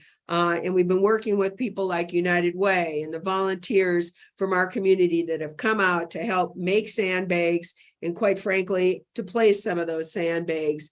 And just a big thank you for all that have been a part of the short-term mitigation. And we also hear and feel and take part in the weariness and the frustration on time after time for this continuous flooding, which is why a great part of what we've been doing has been on long-term mitigation. Both Vice Chair Vasquez and myself have been involved on a regular basis on behalf of the full Board of Supervisors and Coconino County to advocate for the long-term dollars we need. And Our county manager said it right. It's staggering. 120 to 150 million dollars is a staggering amount of money that has been estimated that we need to help our community members here on both the east and the west side. So we've been meeting with Senator Kelly. Senator Kelly actually flew in to Coconino County for a meeting with us. Lucinda Andriani and Parks, the Flood Control District and Public Works did a great job of a presentation for Senator Kelly. Senator Sinema was also in town. We met with her. We actually gave her a tour of much of the flood ravaged areas and did underscore we need their help and advocacy to get what we need done here in Coconino County. And last but certainly not least, the guy who's just been there, it just seems from the very beginning, is Representative O'Halloran, who once again was here with us, as well as the Vice Chief of the Navajo. No, they weren't there, I don't think, but the U.S. Forest Service was in fact there. The Vice Chief of the U.S. Forest Service, Chris French, also a number of people from the Forest Service from Region 3, as well as locally, were also there for a real in-depth discussion on the mitigation work and long-term mitigation work that needs to be done. And that is what Vice Chair Geronimo Vasquez has been talking about, that we need to present to the full board. It is extremely detailed. It's extremely important we get this information out to the public. And it's important that our board members have details on this. It was an excellent presentation. We were taking a look at, and at the end here, we can talk about when's the best time. We were actually trying to get a joint meeting with the city because, quite frankly, this is going to have to be a joint effort between the County Flood Control District and the City of Flagstaff for Tuesday, August 30th. If that's still going to work or not, I guess a joint meeting won't. We were looking at having that as a if we couldn't do it as a joint meeting, is having a special board meeting with the board members to really present all this information. And then also, just for the public and also for my colleagues, we have had ongoing and continuous discussions with the City of Flagstaff, coordinating our efforts that we can and maximize what we can do as the flood control district with what the city also must do for the residents of the City of Flag. And that has included ongoing joint meetings with their mayor and vice mayor and the chair and the vice chair on a regular basis. I am very happy that we're also looking to have some corridor meetings, because I think it's important to do what we've done in the past, is meet with the various communities and talk about, here's where we are, here's where we want to go. And to hear back from them as well on what is going on and what their needs are as well. So I'm really looking forward to those corridor meetings. On the same time, on the same token, we need to keep our eye on the prize. And I know that's what Supervisor Ryan was also alluding to, and that's forest restoration.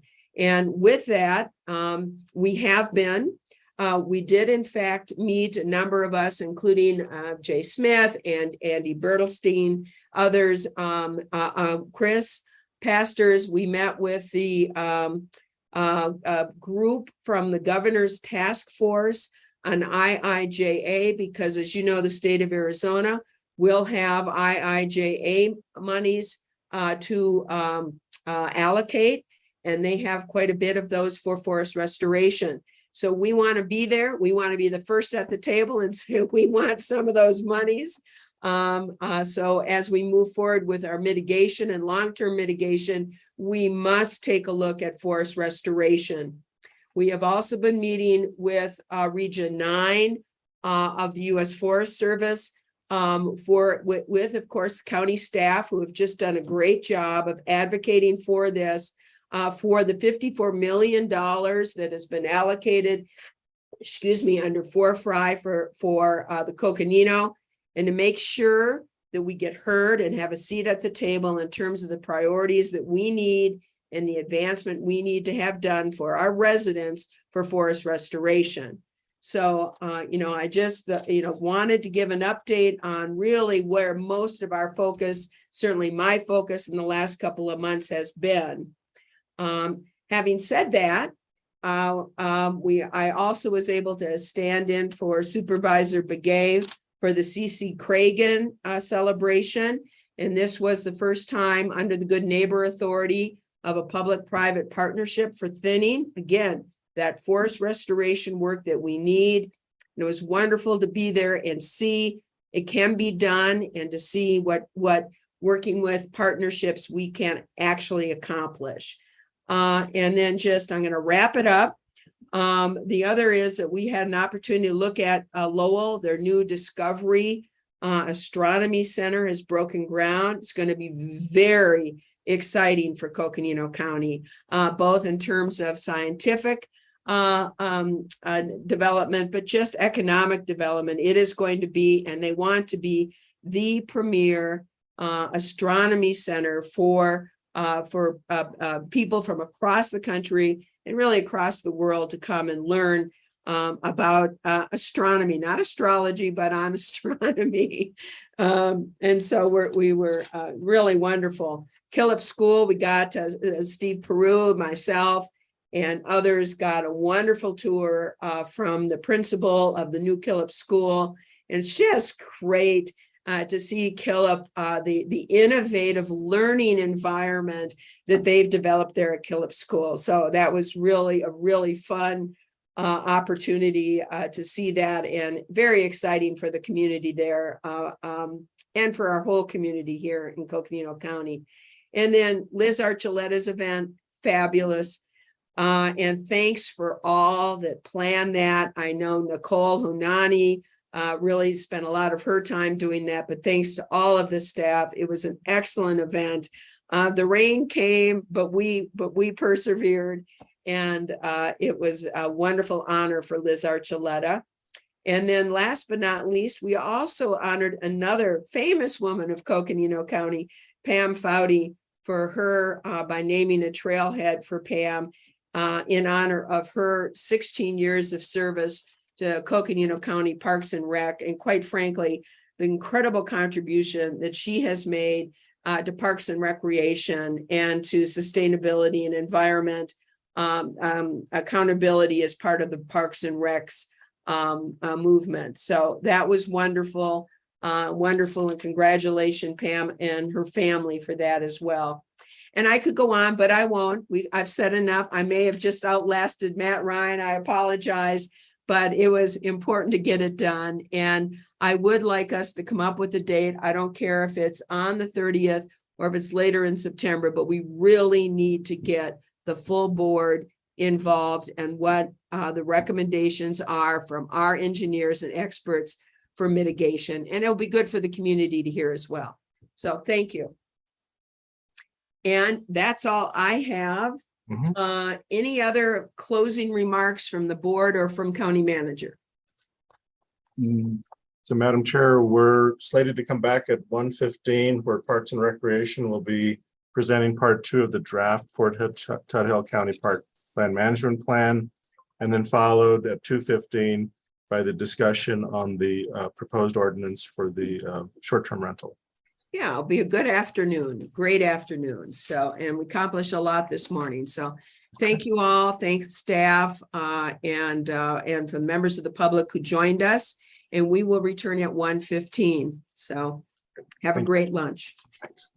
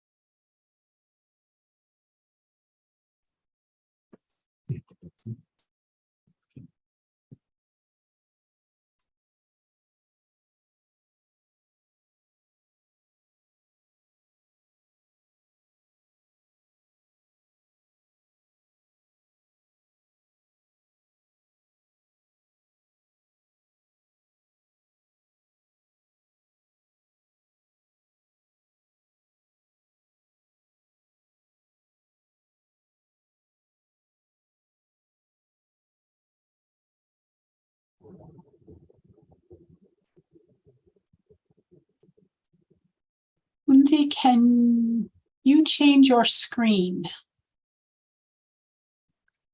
Thank you.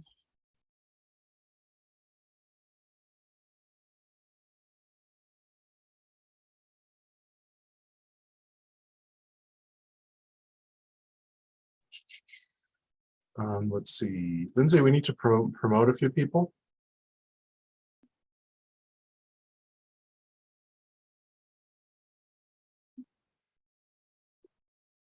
There you go. Thanks so much. Let's see, anyone else? Cynthia, is there anyone else that you needed? No, Lindsay, just Jessica and myself. Okay, Thank you. thank you.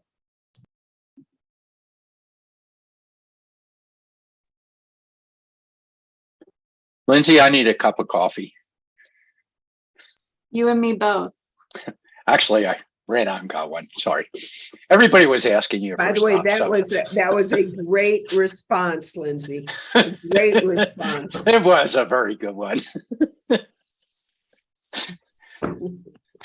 I know. I was talking too much and I put everybody to sleep. That's not true. No. Staff would never think such a thing. That's right. Just a heads up, Chair, I did get a text from Cheryl that Judy was in a conference meeting, but she was planning to get back on shortly. Good. Thank you.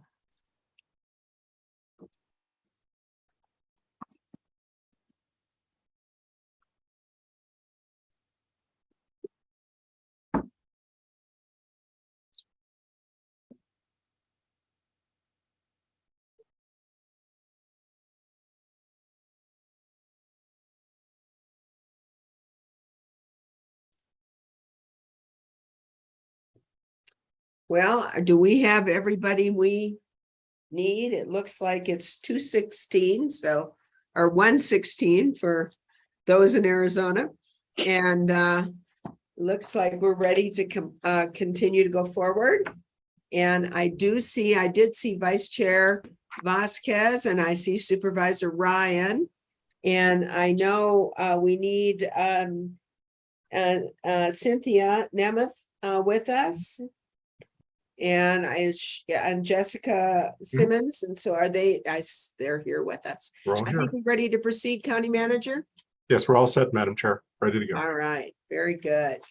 So with that, and welcome back, everyone. We do have Supervisor Ryan, Vice Chair Vasquez, and myself, Patrice Horstman. Lena Fowler, Supervisor Fowler is absent today, is not able to attend our board meeting, and Supervisor Begay was with us this morning and hopes to join us this afternoon, hopefully very shortly. So with that, She's here. oh, she is good. So thank you, Supervisor Begay. Welcome back. And so we are here now for a presentation and possible direction on part 2 of Fort Tuthill County Park Land Management Plan. So County Manager, I think he's not with us, but I see Deputy County Manager. Oh, there he is. Yeah. Hi, Steve, sorry. With your permission, should I turn this over to Cynthia Nemeth and Jessica Simmons? Yes, yes, please. Thank you. All right, Cynthia, thanks for joining us this afternoon. Good to see you and Jessica. So we look forward to part 2. You're muted. There we go. That's Thank you. better. You're with us. Well, thank you very much, Madam Chair, members of the board. Today, we're going to hear part 2 of the draft Fort Tuthill Land Management Plan, which will focus on chapters 4 and 5. We're going to follow the same format as last week. Jessica will be reviewing what's in the plan and the goals associated with the various plan elements. And what we would like to hear from you is if we're missing any goals from your perspective. And then as a reminder that after receiving your input, there will be a stakeholder and public input process. And then following this process, a final draft plan will be brought to the Board of Supervisors for final approval and then implementation by the department. But before Jessica begins, I want to briefly touch on a topic that may have crossed your minds, and that is, what will the financial and human resource impacts be of implementing this plan? And generally speaking, I can say that there will be minimal financial and staffing impacts. For example, some of the goals are existing practices. We are already doing this, but through this plan, they will be codified, right? Those examples of those include like managing tree protection and not using potable water for dust controls. But this will codify it, make sure that we stay on track, and future Parks and Recreation staffers have direction. Other goals we would pursue through grants and special funds. Some minimally, however, would be general fund requests. And some of those examples are prescribed burns. You have seen this department asked through funding improvement requests for funding prescribed burns. But then we have much larger asks like the quad and the quad sewer water project, which through ARPA funds that the board has set aside for this department, as well as Senate appropriated funds that are currently being supported, fingers crossed, by Kelly, Senators Kelly and Sinema. Other goals we anticipate just being low to no cost endeavors that we would engage with our partners and volunteers, or we would just fold them into our recreational, outdoor recreation offerings, such as forest health education. And then a great way that we already use volunteers is through invasive weed management. We host volunteer weed pools, and they're a lot more fun than they sound. And then also through our policy updates to our policies and our procedures, we'll address a lot of the goals that we have already visited and that you will visit today. And then the existing budget. The existing budget, just as a matter of course of everyday business, will pick up some of the implementation goals such as lighting and plantings and moderate to minor signage needs. So I just wanted to give you a little bit of an understanding of what that looks like, just to ease any sort of questions or concerns you might have relative to that. And we'll provide more detailed information of how this all really plays out financially and through staff when we come back to you with our final draft version of the plan. And with that, I'm going to go ahead and toss the virtual lectern over to Jessica, who will present the remaining chapters of the land management plan. Well, thank you, Cynthia. Hello, good afternoon, Chair Horstman and the rest of the board. It's a pleasure to be back with you guys today to talk about the second half of the Fort Tuthill Management Plan. So I'm going to share my screen.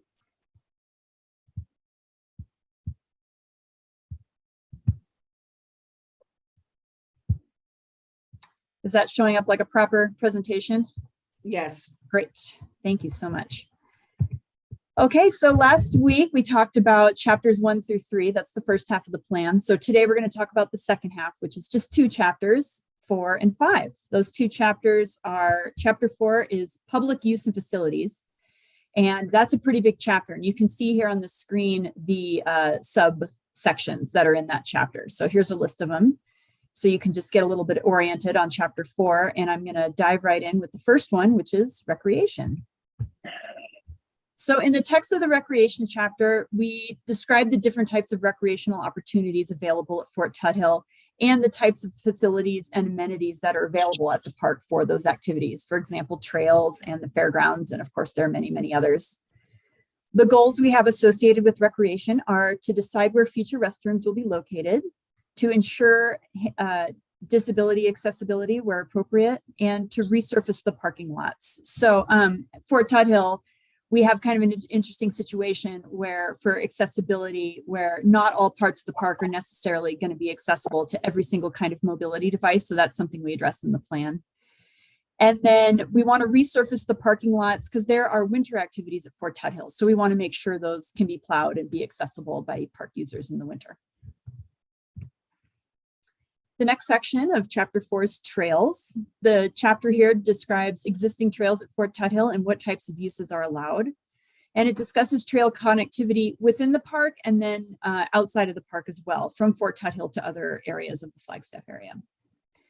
The goals for trails are to draft a complete list of trail rules and regulations and post those on a website and at trailheads, to continue to install and maintain clear trail signage within the park, to add more foot-style trails within Fort Tuthill, connecting ramadas and parking areas that's within the park in developed areas, and to continue to monitor trail use, including volume and daily and seasonal timing patterns, and use this information to manage the trails, including prioritizing maintenance activities. The next section is camping. There is one official campground in Fort Tuthill, and that is where camping is almost always only allowed, but there are special circumstances such as emergencies and big events where we do allow camping in other parts of the park. So we talk about that in the text of this camping section. The goals related to camping are to limit camping outside the campground to develop areas. We don't really want people camping in the open space areas, which I remember I showed you the map last week of where in Fort Tuthill are open space versus developed areas of the park. Another goal is to support infrastructure improvements at the current campground. This is already going underway and will be ongoing. To retain forested aspects of the campground, it's nice to have the big mature ponderosas there. To continue hazard tree inspection and removal at the campground and throughout the park. And to develop a management plan for non-compliant campers. The next section, this is kind of a big one, is open space. The text of the open space section defines what open space is. So some parts of the park that have special uses we did include in the open space parts of the park. For example, the archery range, disc golf, and the horse jumps. Mm-hmm. And this plan states the vision that Parks and Rec has for the open space parts of Fort Tuthill so that those spaces will be protected going into the future from unwanted development that's not appropriate for the park.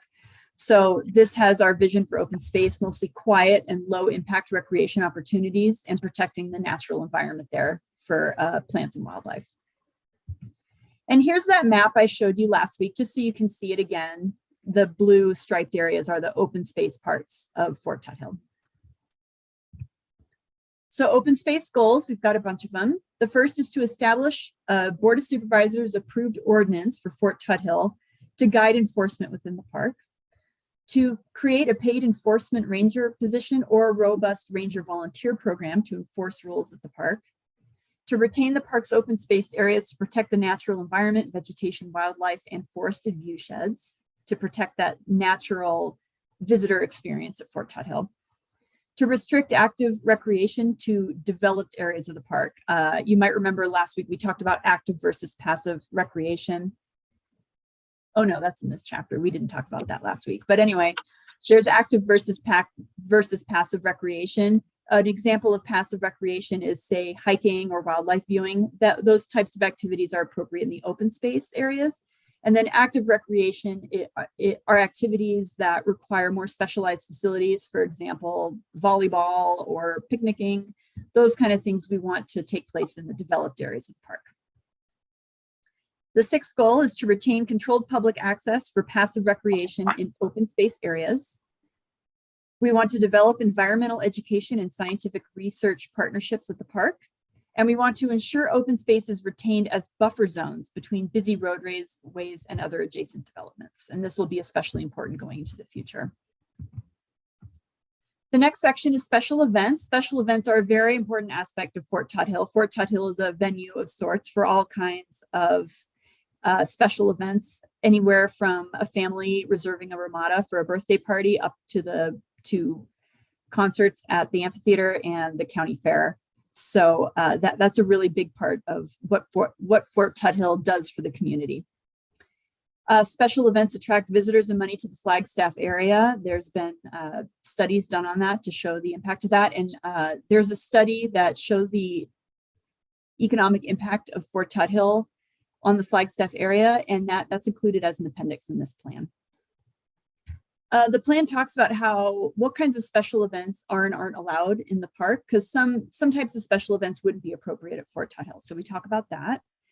And it describes how Parks and Rec issues permits for all special events. And for each of those permits, for each applicant, the details of that special event are hashed out. For example, what kind of signage is allowed, where parking is allowed, what type of markings they can make for a trail, noise levels, etc. So those kind of details are hashed out on a case-by-case basis.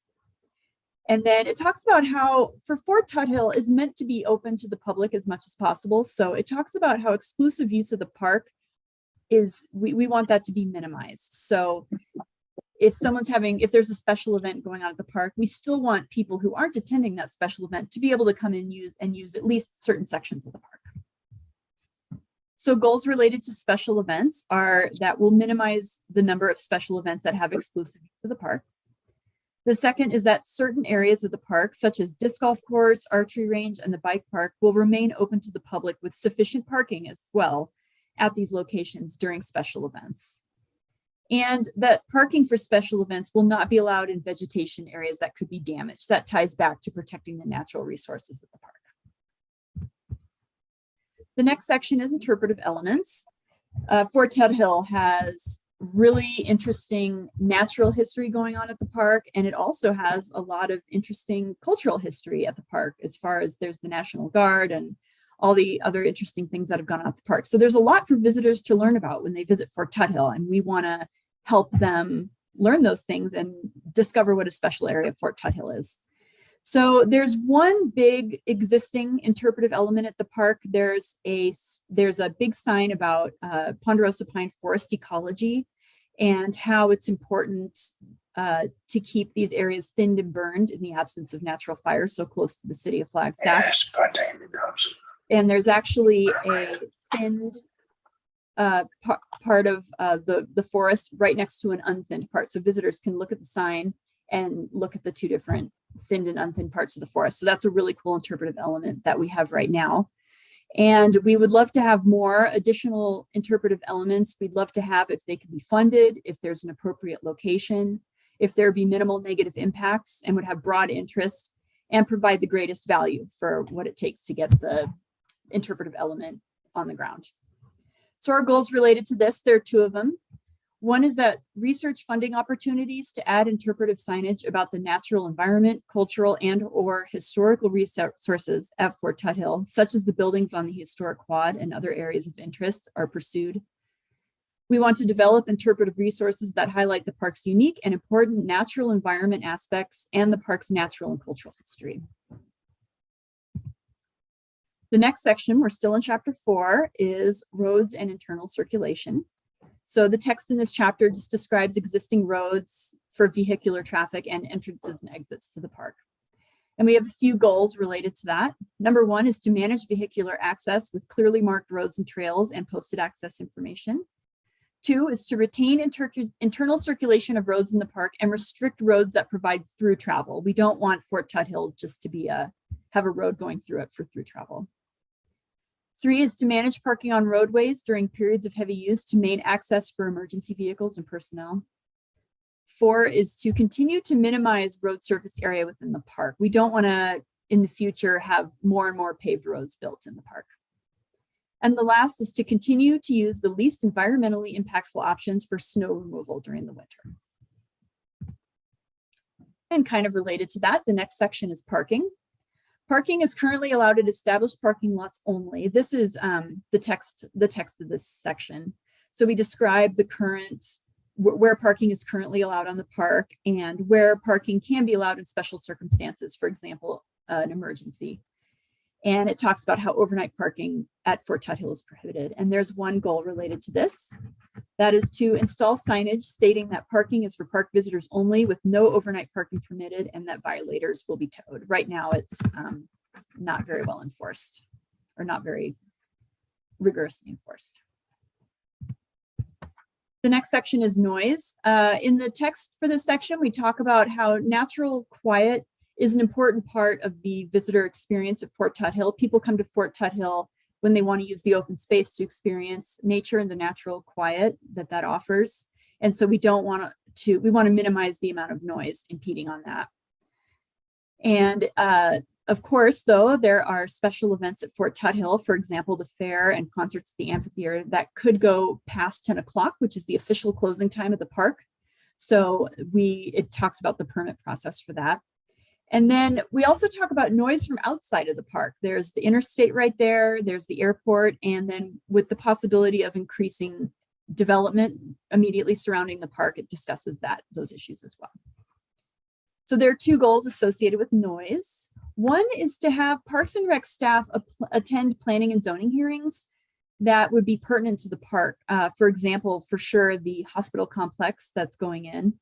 We want to make sure that potential neighbors know that there are special events at the park that create noise. So we just want to make sure everyone's on the same page and we can all be good neighbors to each other. And the second is to ensure that future developments are informed of special uses of Fort Tuthill, which is they tie in with each other.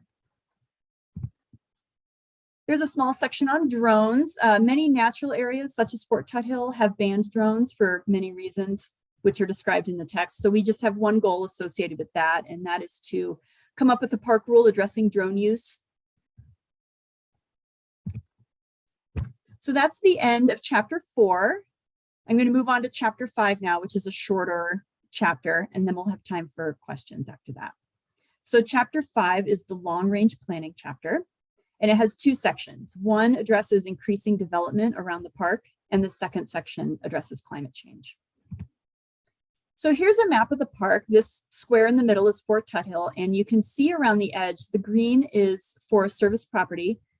And then to the north and east, the red wiggly lines are Northern Arizona Healthcare properties. So that's where that hospital complex is going to go in. And the other white areas are other private landowners. And then the blue to the southwest is state land. So it's possible that state land could be sold at some time and that could be developed in the future, just to set the stage for future development around the park. So in the text, we talk about how the biggest potential for development is to the north, where all that private property is. So this could increase disturbance, noise and visual disturbance to the park. And it could change the experience of visitors at Fort Tuthill, as would population growth in general. Just in the Flagstaff area, we're going to just probably be seeing a lot more visitors to the park. So we definitely have concerns about increasing impacts to natural and historic resources. And we discussed how Fort Tuthill could evolve from being more of a regional type of park to possibly more of an urban type of park, and the different concerns and changes with management that would bring. So we have some goals associated with this. One is to maintain open space buffer zones around the park to mitigate the effects of nearby developments on user experience. The second is, in collaboration with developers, manage access into the park with well-placed trails and roadways. The third is, to the greatest extent possible, maintain existing park boundaries and find alternate solutions to potential requests to encroach into the park. And the last is to explore the idea of whether Fort Tuthill has a carrying capacity or if visitorship should be limited in the future. So that's something maybe way in the future we might have to think about. So the second section in chapter 5, and this is the last section I'll be talking about today, addresses climate change. So the county comprehensive plan and the Fort Tuthill master plan discuss climate change and the idea of maximizing sustainability and resiliency moving into the future. It's a very important topic. And it talks about how Parks and Rec will weigh climate concern with management decisions, particularly in the open areas of the park where we want to maintain the natural environment there. So a few goals associated with that are to only use native drought-tolerant plant species in landscaping and hydro seeding, to install educational signage on the park about climate change, to discourage single-use plastics from being sold at events, to work with providers to implement a recycling program at Fort Tuthill so we have recycling bins that visitors can use, and to encourage vendors and concessionaires to utilize recycled material for food, drinks, and other things that they sell. So that's the end of the overview of chapters 3 and 4, which brings us through the entire plan. So does anybody have any questions or comments or anything like that for us? I have a question. Yes, Vice Chair Vasquez. I was just curious if you could elaborate a little bit about, first off, thank you for the presentation, good overview. I was wondering, I thought it was really interesting, you're talking about the county parks transitioning from a recreational place to an urban space. And I was just curious if you could talk a little bit more about that in terms of what are the concerns of what may happen. Right, great question. Yeah, I thought that was an interesting discussion topic too in this plan. Mainly what it would boil down to is increasing impacts in visitorship. So if more people are coming in, if there are just more people living in the Flagstaff area and more people visiting, we just might see a higher number of visitors, period. And just more impacts to the natural and developed areas of the park, I think is basically what it boils down to, unless you have anything to add on that, Cynthia. Yeah, the only other thing that I would add to what you commented on, Jessica, is that we might have requests from neighboring residents for more urban park type features, like maybe more playgrounds. Perhaps there may be requests for facilities such as ball courts or ball fields, those kinds of things, given the proximity to development. Thanks, Cynthia. Great, thank you. Any other questions or comments? I will make one then. Jessica, and Cynthia, thank you for this. And I'm really looking forward to hearing from the public too on this and getting some more input. But I think it's a wonderful, it was time to take a look at Fort Tuthill, and I think this is a wonderful opportunity for us to, as a board, take a look at a land management plan. And I don't think it's a matter of if, I think it's when, we're going to see these changes with Fort Tuthill. When we're looking at the hospital's development there, it is going to substantially impact Fort Tuthill. I think there's no question about it. So the fact that we're actually putting together a management plan at this point, I think is really important. And I do think two things. I really liked your idea on having Parks and Rec for available for planning and zoning for both the city and the county. And part of it is the whole hospital development that's coming in, but other development that may be coming in that surrounding area, because we do need to be able to plan for future use and also protect what we've got. And I think that is incredibly important. I really also like your idea about maintaining, or one of the goals is maintaining open space buffer zones around the park to mitigate the effects of nearby development. Again, I think that is essential, and in order to preserve that special nature of Fort Tuthill, and it really is a very special little jewel we have here in Coconino County. And so we want to make sure that we plan for it and maintain the best that we've got, and hopefully even make some wonderful additions and plan for some future usage and to make things a little bit better. And you've heard me say this a million times, camping is one of those areas that does need to be made a little bit better experience for people who utilize Fort Tuthill. So great presentation. And I look forward to continuing this discussion with members of our community.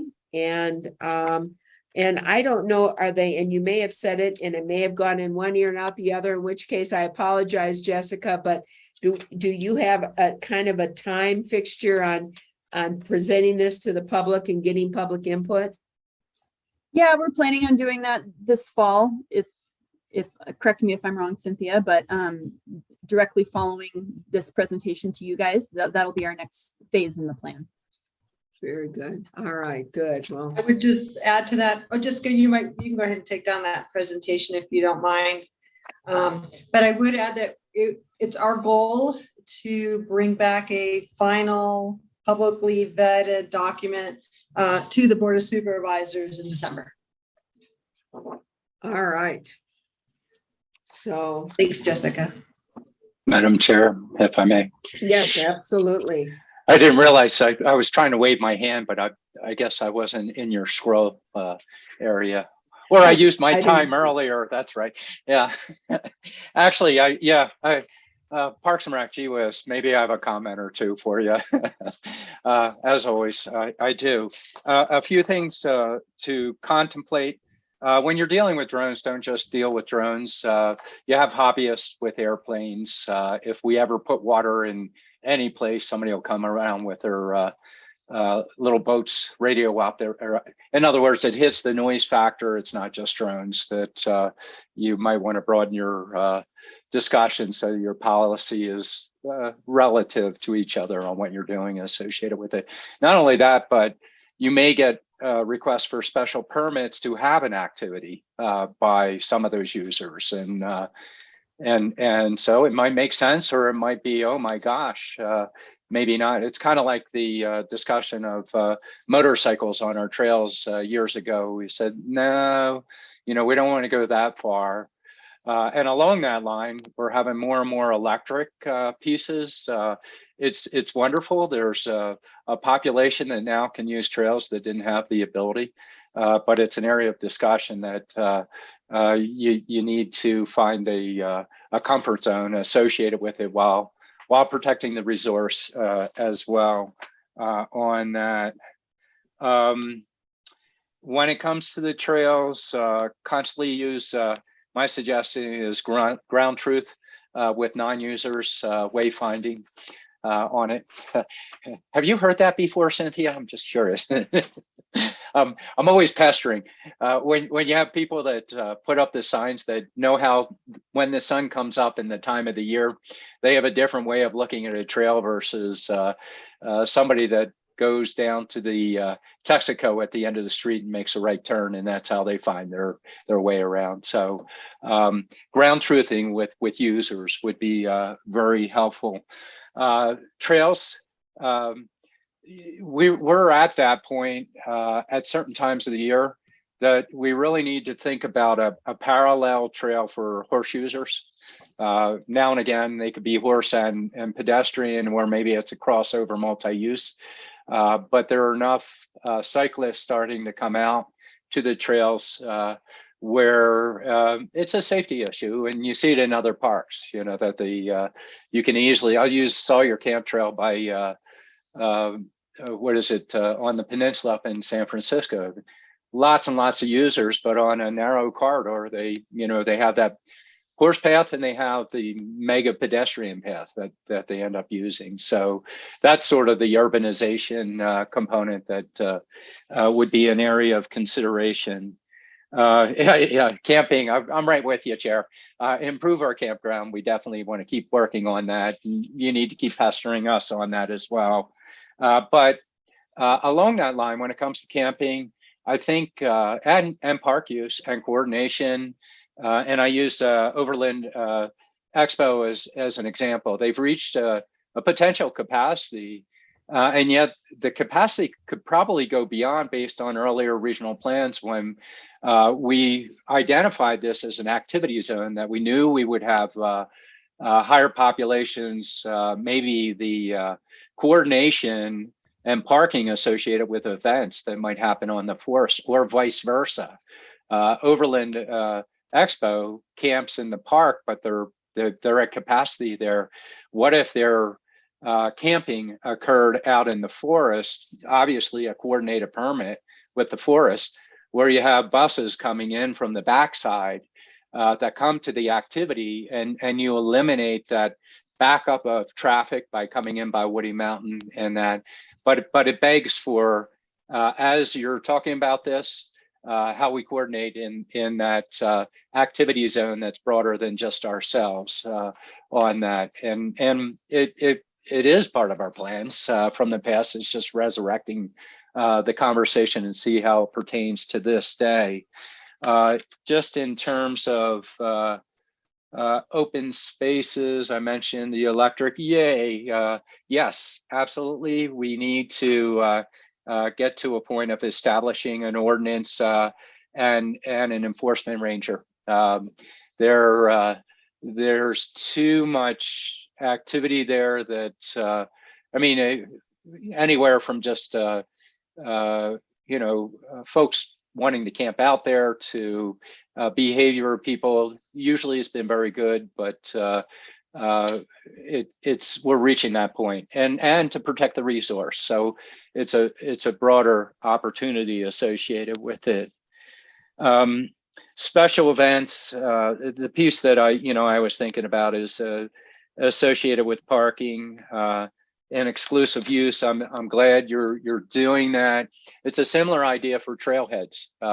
You might have the north end of the park be a passive parking zone, and while there's a larger event that's there that people could hop on the trail, or south end for that matter. And again, that could be more of a partnership approach. They come in on the Highlands Trail and come up into the park and swing back down, and they're not even parking in the park, but we might coordinate with our land management partners associated with it. Interpretive elements, I come back to, we have such an opportunity with the two watersheds that come together there. That's a really neat piece on that.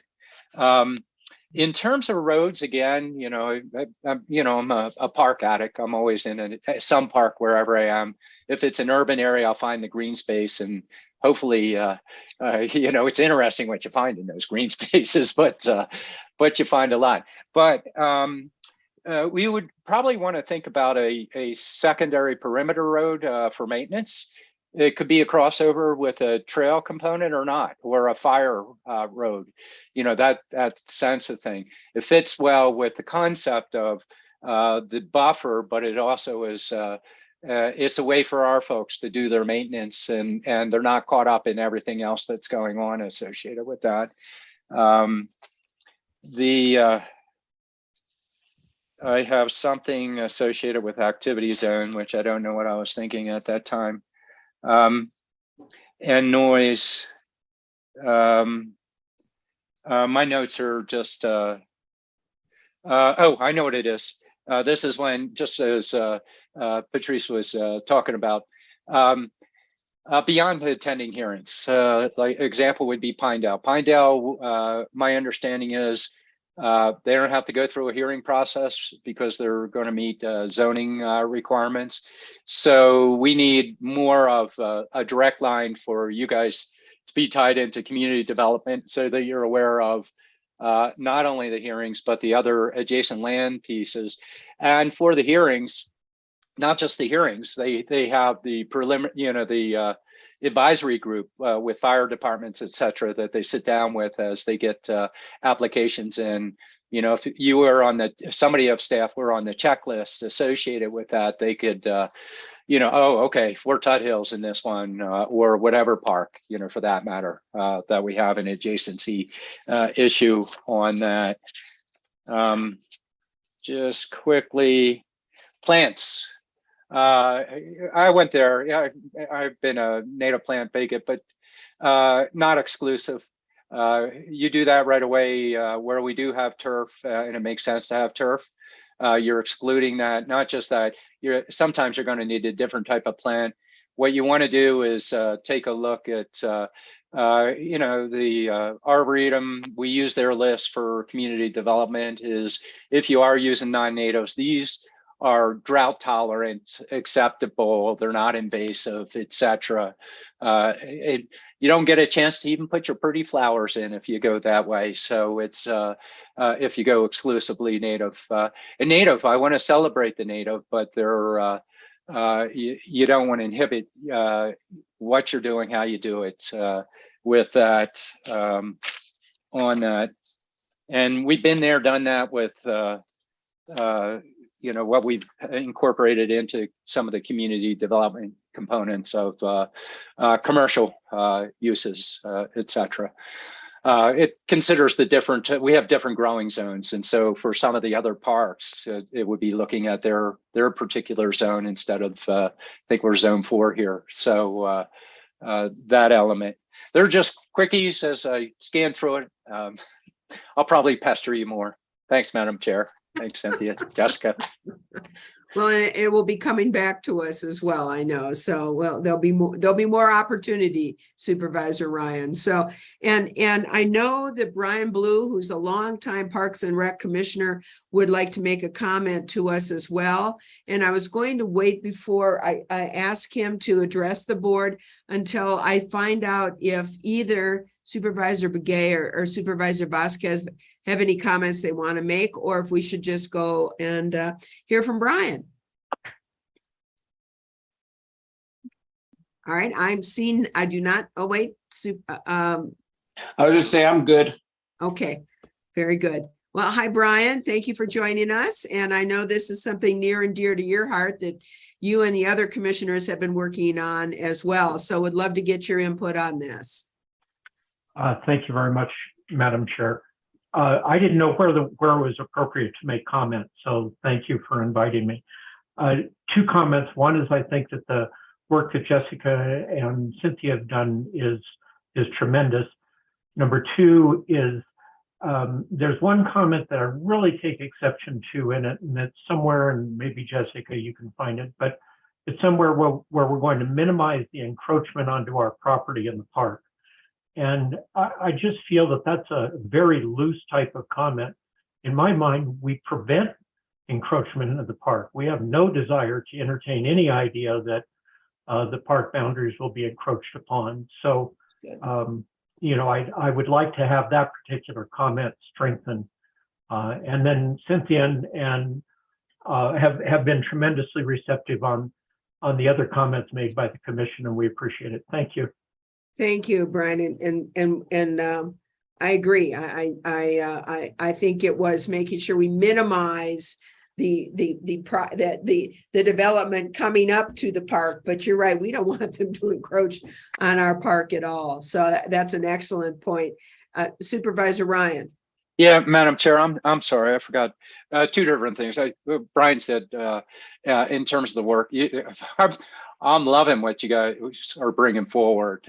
Well thought out, and the work the commission did on this, really appreciate it. The one piece that I didn't see as much of in your comments, and you know, I'm sure you have it in the back of your heads, is art and a component related to art. And so, you know, that's one that you might want to vet a little bit more associated with the appropriate place and how to, you know, yeah, how it's appropriate. You know, it's a component of what we have, but it really seems to make sense to have an element of that in here. Thanks, Madam Chair. Thanks. And just one other comment too. I had written down, I didn't say the interpretive. I really like that, not only environmental and historical, because there is a lot of historical things there with Fort Tuthill, but also cultural significance. So I think it'd be really good to get the cultural input from the various cultures here in Coconino County, and what role Fort Tuthill has played. So I like that too in terms of the interpretive. All right. Anything else? Any other comments from any of the other supervisors, or any of Brian, any follow-up, or Jessica or Cynthia? I have Steve Peru, or Brian, go ahead. You just bubbled up, so go ahead, Brian.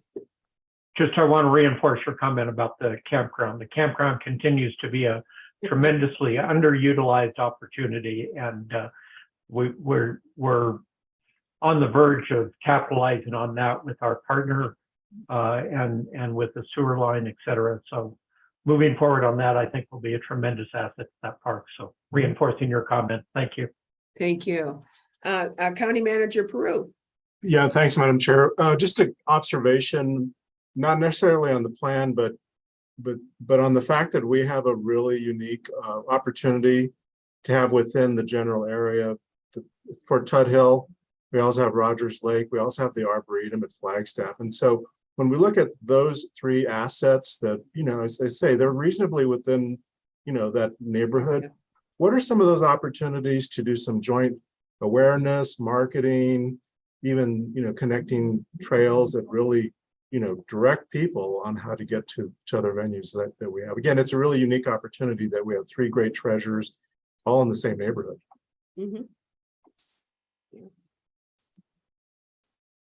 So that's an observation. I don't know, Cynthia or Jessica, if there's something that when you look at kind of the environmental scan or just the neighborhood in general, are there some opportunities there? Hey, Steve, I'm sorry. I caught excuse me, Jessica, real quick. I just want to make sure I caught the nexus there that you were talking about between Fort Tuthill, the Arboretum, and what was the third? Rogers Lake. Rogers Lake. Okay, gotcha. Our very own. Yep. Go ahead, Jessica. Thank you for that question. That is something we discussed, and in the text of the plan, we do talk about how Parks and Rec would support connecting Fort Tuthill to these areas with trails and interacting. Like you say, they're all near each other, and we think that's a great opportunity. Going into it and having management goals dealing with that in detail, it didn't seem like it was the appropriate place in the Fort Tuthill management plan, since it's kind of outside the park. But that it is a great idea and a great concept, and it is something we discussed, and we do mention it in the plan. And Madam Chair, if you don't mind, I can add to that, Steve, and that the Forest Service is also very interested in working with the county and our department here, because they recognize especially through the Flagstaff Trails Initiative, the need for larger loops for trail competitions, and Fort Tuthill being a very great spot to stage those events. We've got the parking, we've got the space, the camping, soon enough a much improved camping experience for these larger trail events. And so we expect to hear from the Forest Service or to have a meeting. They said this September or October, to begin those conversations of how to expand from our trail system out into the Forest Service. Excellent. Thank you. And that kind of goes along what Supervisor Ryan and I have been looking to do for this fall as well. And I think we've talked to you about it, Cynthia, and that is the snow play discussion.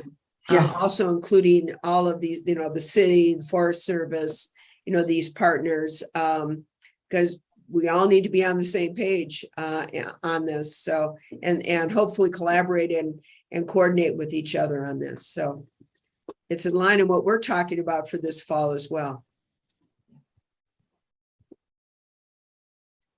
All right, any other comments? Otherwise, again, what a fabulous job. And I want to acknowledge Cynthia, you and Jessica and your staff, and also I know Parks and Rec commissioners for their involvement in this project as well. And as I said, I'm very much looking forward to getting public input on this and getting this back and getting this accomplished. So great job all. Thank you so much for your hard work. Likewise, and thank you. And I just want to thank the board and Commissioner Blue, one of our MVP commissioners, for being here today. And he was there also last week. So thank you, Brian. Thank you for your comments today. And thank you, supervisors, for your insight and contribution to the plan. All right. Thanks again. And with that, I believe that we have Our last item on the agenda today, and that is presentation and discussion direction regarding draft short-term rental ordinances. And we look forward to hearing from Jay Chrisselman. And do you want to say a few words first, County Manager? Actually, I'm going to ask Andy Burleson to tee this up for the board and then to introduce Jay. So thank you. Thank you. Oh, thank you, County Manager Peru, Madam Chair, members of the board. I'm here to introduce Jay Christelman, but first talk a little bit about short-term rentals. And Trey has been tracking our legislative efforts. And as you all know, at the state legislative level, there has been some movement for local governments to be able to govern short-term rentals. This authority was essentially taken from local governments some time ago. And so fortunately with that, Jay Christelman, our community development director, has been able to develop a process going forward and how, as this legislation takes place, how any ordinance that we as a local government can move forward with, how that will align with state law, the state law timeline, and what that means for us from a regulatory perspective and from a staffing perspective, et cetera. So with that, I'll turn it to Jay. He has a presentation for us, and we look forward to a discussion throughout and after this presentation. So thank you, Madam Chair, and thanks, Jay. Thanks. Madam Chair, thank you, Madam Chair, Supervisors. Good afternoon, Andy. Thanks for the introduction. I appreciate it. I was paying attention to the Parks and Rec presentation, and Supervisor Ryan had made a comment about the notification from CD to Parks and Rec. So Cynthia and Jessica Simmons are on our distribution list for our pre-application meetings. So they do get notified. Of course, Jessica is partly funded by community development as well. So we feel there's a pretty good nexus there. Just wanted to follow up with that. As Andy said, we are here today to discuss the proposed short-term rental ordinance. As Andy said again, that the state legislature a little over a month ago passed Senate Bill 1168 that allows local jurisdictions to adopt those. Before I get started, I would like to apologize for the brevity and the simplicity of this presentation because this has been moving rather rapidly. So hadn't had a whole lot of time to put a really robust presentation together, but I think I captured everything. Okay, so this new regulatory legislation through Senate Bill 1168, it allows for local jurisdictions, that's cities, towns, counties, to require a permit or a license. They don't determine what is a permit or a license. They just allow that way. If one city calls it a license and a county calls it a permit, that's fine. It does allow for the collection up to $250 for the permit fee, which is nice. It allows for the requirement of the short-term rental to maintain $500,000 in liability insurance through the rental site that they use. I do believe that is currently the requirement of most of those rental sites, Airbnb.com, for example. And it can be adopted by any local jurisdiction as soon as September 24th. I don't think we're going to quite hit that target, but we plan to be very close. The notification requirements alone would probably prohibit that from happening that quickly. Continued. So the license or the permit, well, we're going to call it a permit.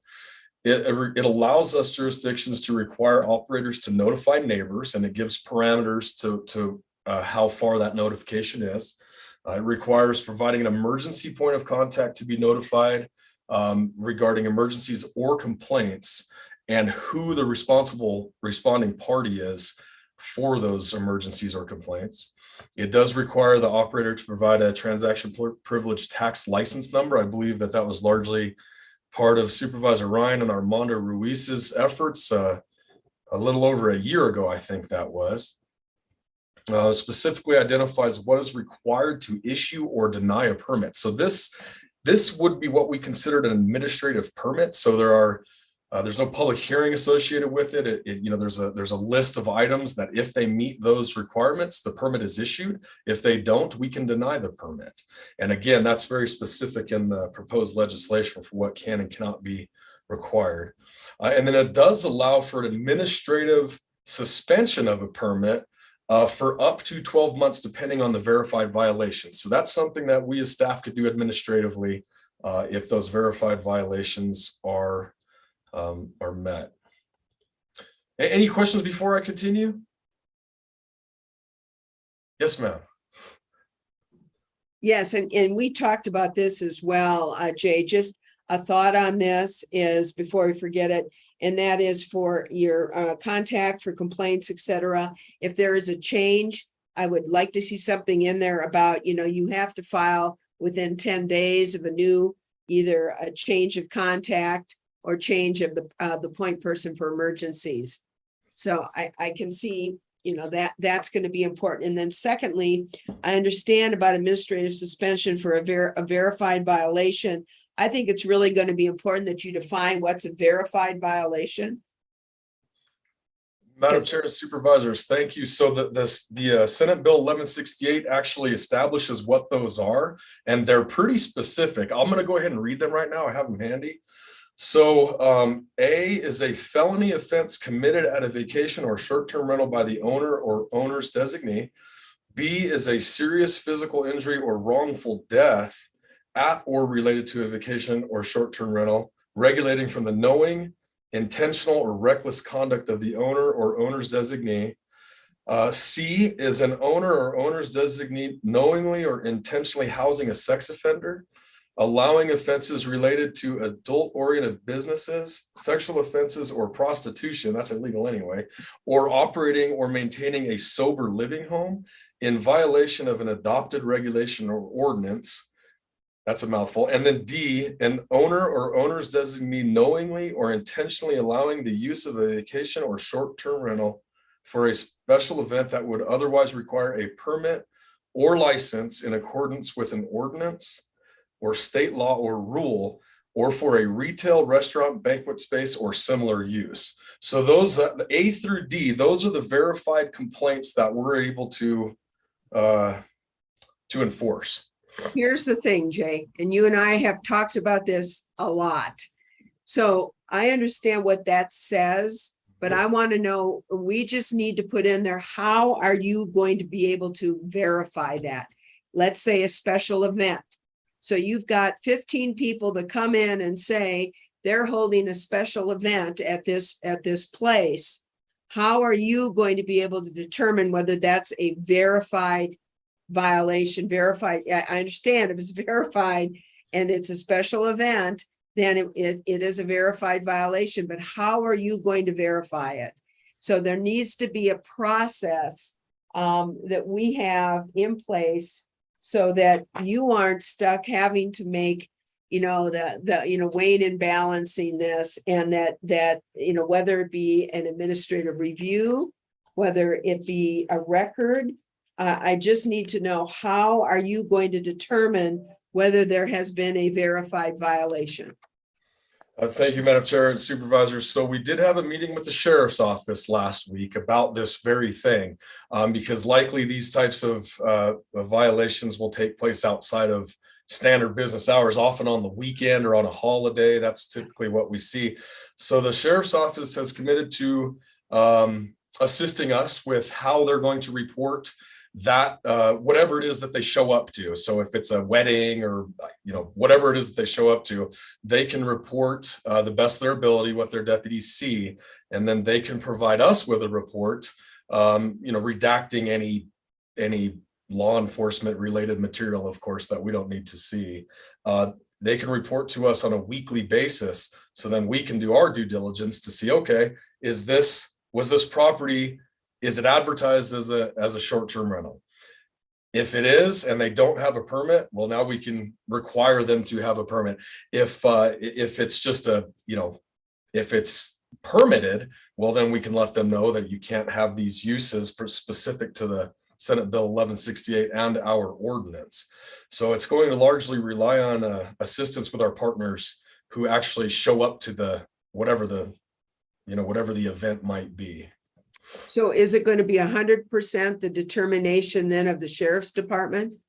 If it takes place after hours, unless we can, during our due diligence, review online, Airbnb.com, for example, what somebody is advertising that property for. So if we go back and say, oh, you're clearly advertising your Airbnb for wedding venues, then so that'll fall on us, that level of investigation. All right, thank you.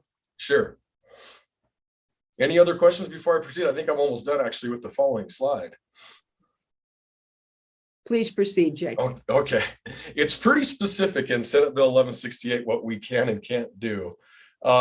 So it does allow for penalties. It allows for an ascending style penalties. So within a 12-month period, and I have that right here as well, so I can read exactly what it says. So a civil penalty local government may impose against a vacation or short-term rental owner for the verified violation that we discussed previously as follows. So A is up to 500 or up to an amount equal to one night's rent for the rental as advertised, whichever is greater, for the first verified violation. For the second within a 12-month period, that goes up to $1,000 or an amount equal to 2 nights.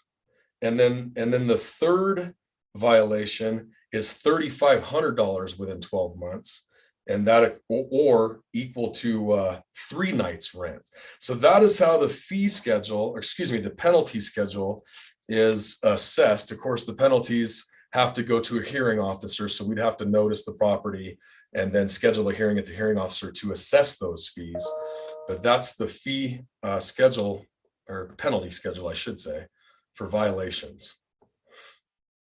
And we do have our attorney's office is looking at some questions that we had with regards to our current zoning ordinance and the nexus to this being a land use document and a standalone ordinance, because we're proposing this as a standalone ordinance, so it does not enter into the zoning code.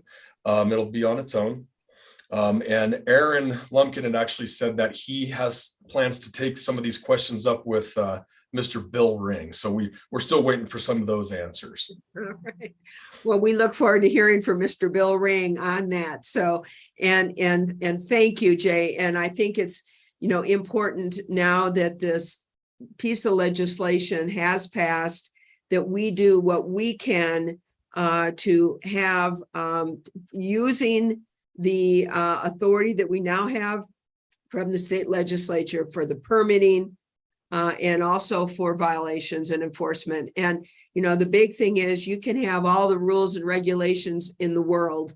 And if they are not enforced and you do not have an enforcement mechanism, they really are not worth the paper that they're printed on.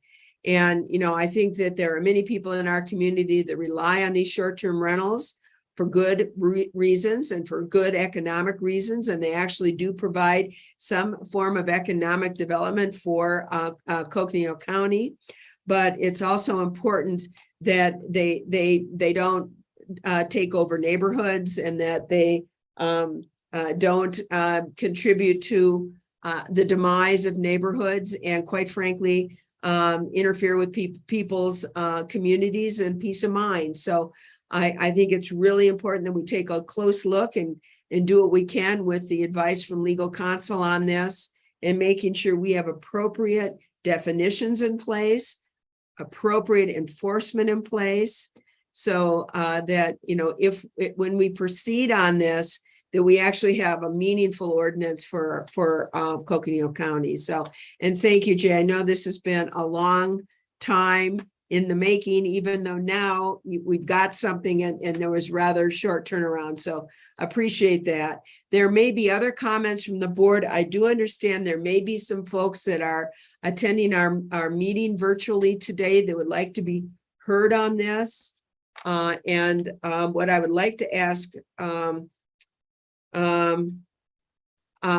would like to ask first comments from supervisors and have an opportunity for them to ask any questions. I think Brett Axland is on from the Sheriff's Department, and it'd probably be appropriate to hear from him too on the whole enforcement part. And then we will allow an opportunity for those that would like to be heard on this agenda item to be heard. So first, I'm sorry, Jay, first you, and then we'll go to the other board members. Madam Chair, I apologize. There was one other point I wanted to make for discussion with the board. And it has to do with the fee that we're allowed to charge for the application or the permit or the license. So the statute says that we can go up to $250. Our current administrative permits are not quite that high. However, this, the creation of a vacation or short-term rental ordinance will probably equal considerably more work on the backside for pursuing some of these. So I think, perhaps the higher permit fee would be warranted, but that's just, I don't know if the board can make that decision right now. I just wanted to throw that out there. All right, it does say possible direction, so it looks like we can maybe when we're all through here. So Okay, remind great. us, Jay, so we don't leave without giving you some input. Okay. Thank you.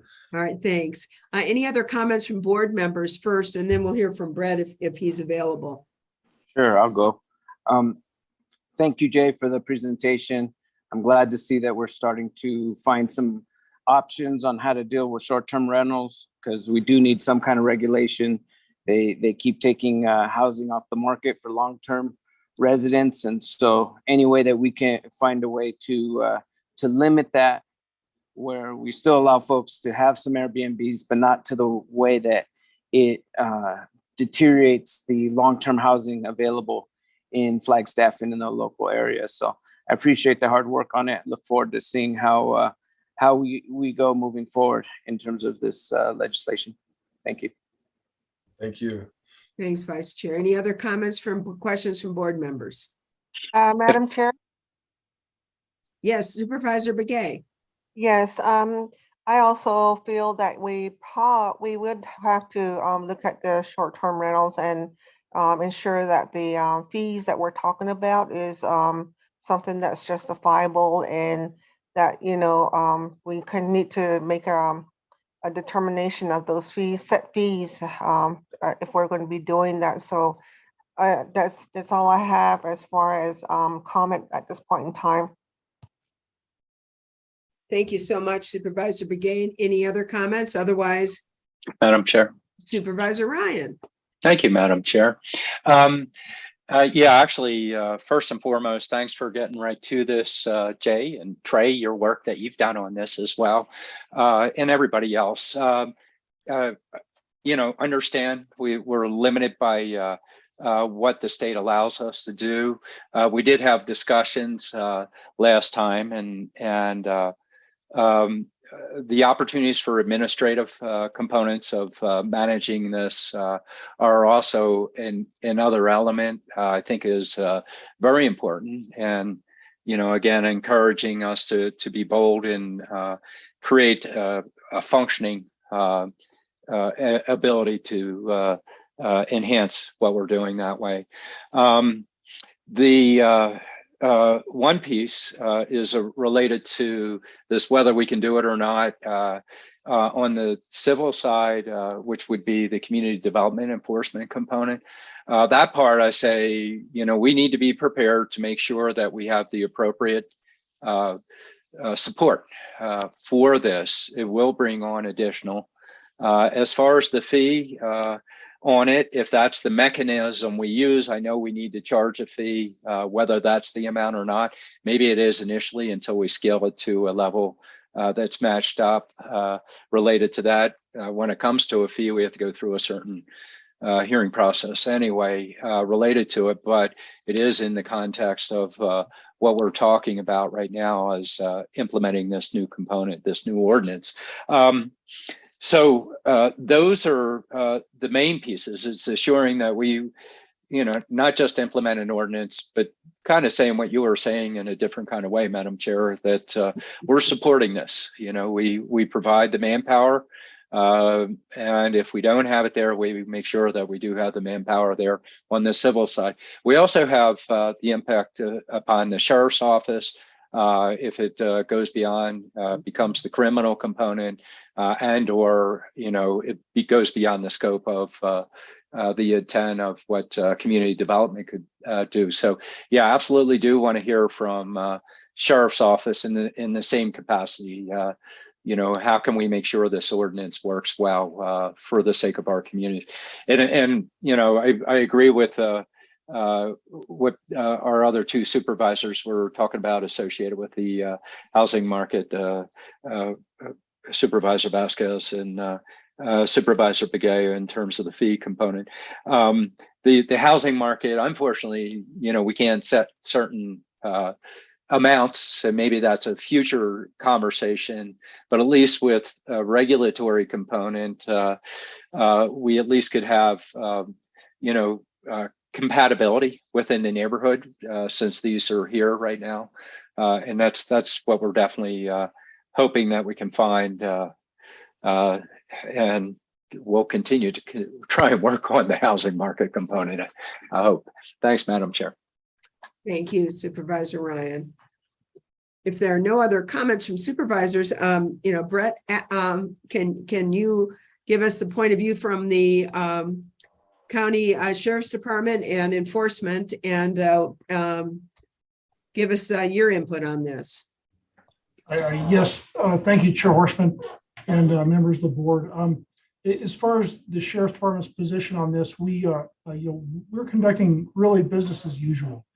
We will continue to respond as we do to any kind of a criminal complaint disturbing the peace, which may be a majority of what these violations may be. And we will issue the criminal citation through the Justice Court as we do. If arrests need to be made, we'll conduct those. Jay and his team have been really good in communicating with us, but I think the lion's share of what our piece to this is going to be is getting the records to community development and to the county that they ask for, that they need in order to conduct their administrative enforcement of this ordinance. So as far as we're concerned, we may see a slight uptick in calls for service once the public gets to know that this is a tool that a neighbor can use against a property that they may not be happy with at the time. But really, it's going to be a matter for us just to be able to get Jay the evidence he needs and the information he needs to have that hearing, to make that determination of where to go from there. We don't desire to be judge, jury, and executioner on these events as far as imposing fines or those types of things. That's really shifted over to the county side. So that's really where we're at. Supervisor Ryan's correct in that this is gonna be a lot of administrative work on community development as far as the permitting process goes and the reviews. But Chair Horseman, we agree with you in that there needs to be some kind of an administrative piece to this that allows for due process. Well, that's, that what you just said is a mouthful, okay? And if that is the case, I mean, because we just had, an indication that you meaning the sheriff's office, were going to be able to make the determination of violations and then have it handled administratively for the fines. And I'm not sure that's what you're saying, Brett. And if in fact there needs to be a due process element on this, we should talk about that, because I think that's going to have to be built into this ordinance. I mean, right now, if there was a zoning violation, for example, our zoning law does have due process, does have a complaint and a hearing feature to it. I'm not sure if that's going to be used for this or what. So I think that's got to be clearly understood and defined. So we have a meaningful ordinance and an enforceable ordinance going forward.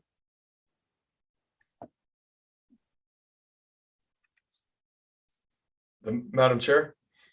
Yes, Oh, yeah, Brett, thank you for that. Thanks for joining us. So if I could go back to the verifiable complaints, the first three of them are criminal. I know.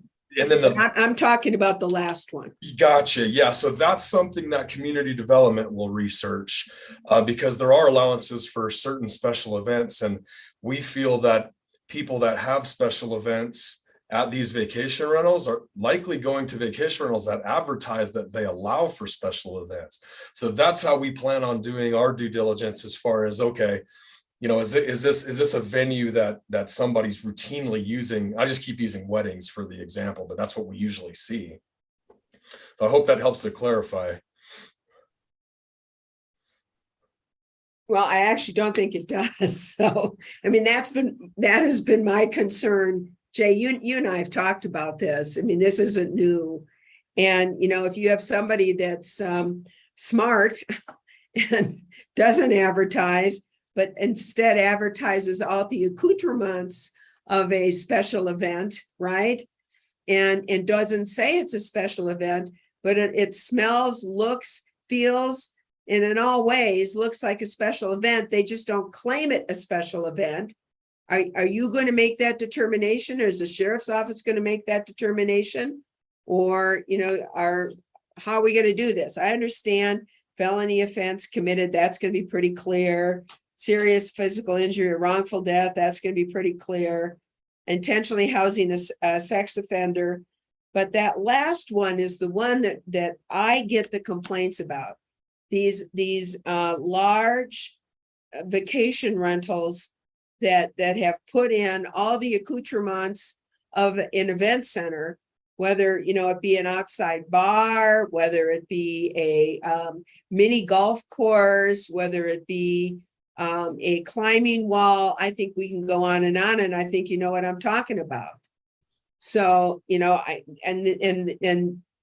you know, there are some people that they're gonna find that loophole. So it's going to be important that we try to take a look at this and have as much of the problems worked out that we can. I mean, quite frankly, you're never going to get all worked out. But that we have these definitions, and that's why I'm saying we need some definitions. And if all the sheriff's office is going to do is respond and file for criminal, then and if it, let's say it doesn't rise to the level of criminal, but you've got a repeated noise violator, you've got you've got somebody who's got, in a small rural area, has parking for 80 cars and is got music playing all night. Who's going to handle that? Is that going to be the sheriff's office?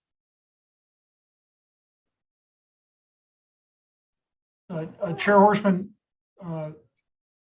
if there is a noise complaint, if there is 80 cars or blocking traffic, yes, we would handle that at that point in time. But this ordinance is more administrative in nature, in that we would then take those body camera footages and the documentation, the reports, and forward those to community development at that time for them to make the determination, or however the county decides to make that look, in order to make that decision on whether or not it was a violation of this administrative ordinance. Well, and that's where we may need to have some kind of due process set up. So that, Jay, you aren't put in that position, and that your staff isn't put into that position. And it sounds like the sheriff's office is making it clear they won't be put in that position, but they'll turn over what they discover, if you will, during the course of their investigation. Yes, Madam Chair and Supervisors, that's how we envisioned it as well, so that the onus will fall on our staff to do the research and try to figure out, you know, what it was that the sheriff's office responded to.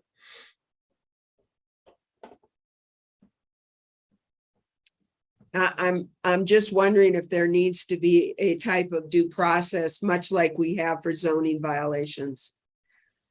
That's actually one of the questions that we have for the attorney's office, because this is being proposed as a standalone ordinance and not housed in our zoning code. So that's one of the big questions that we had from staff perspective. Yeah, I have a big question about that too, Jay. So I know you'll be coming back to us, because I think that there really needs to be some clear definition and some clear due process standards set forth. So. Madam Chair, agreed. Just a couple other points I'd like to point out. So this does not supersede anything that would be in an HOA. So that's fair to note. If HOAs prohibit short-term rentals, this doesn't apply. They're just prohibited, or whatever the HOA establishes as far as their codes, covenants, and restrictions. There's also no limit on the amount of short-term rentals. So this document doesn't say you can only have 1 per 100 homes, or that was a very generic term, but there is no limit on how many of these we can or cannot permit. So I think that is an interesting point as well.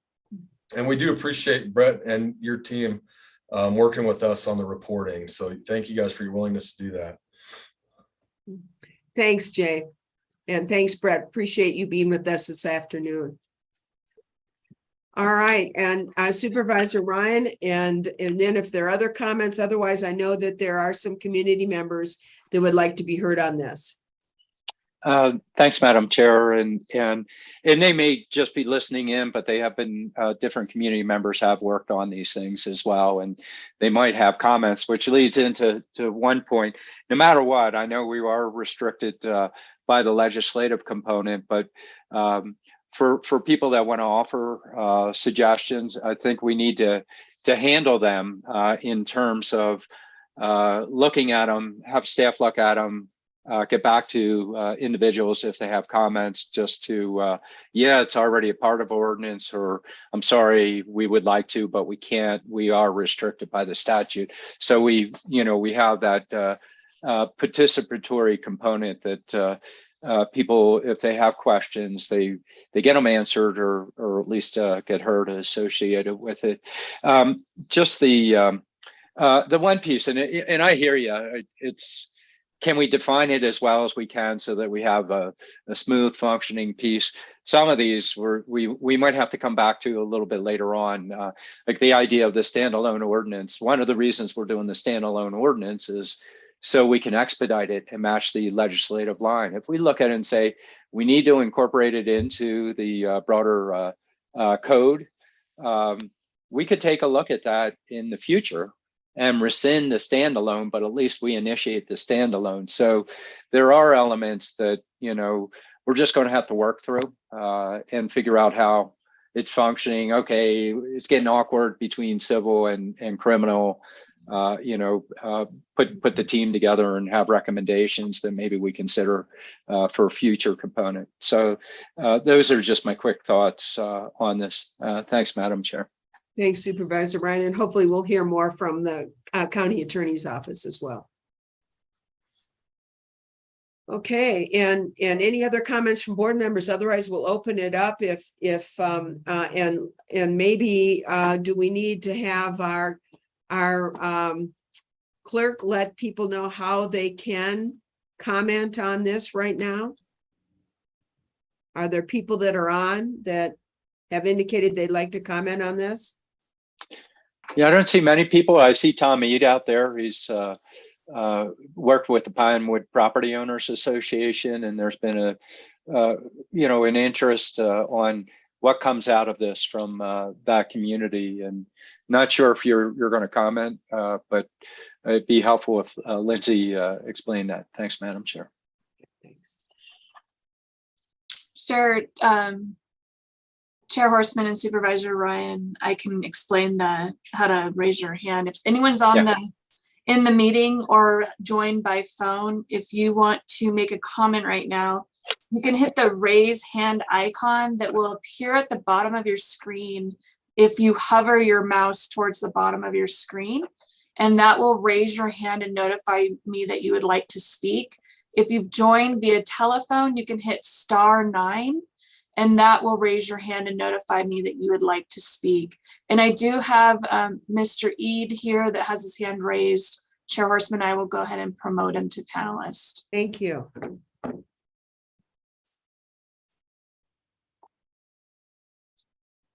Jay, do you want to maybe stop sharing? Yes. There we go. Thank you.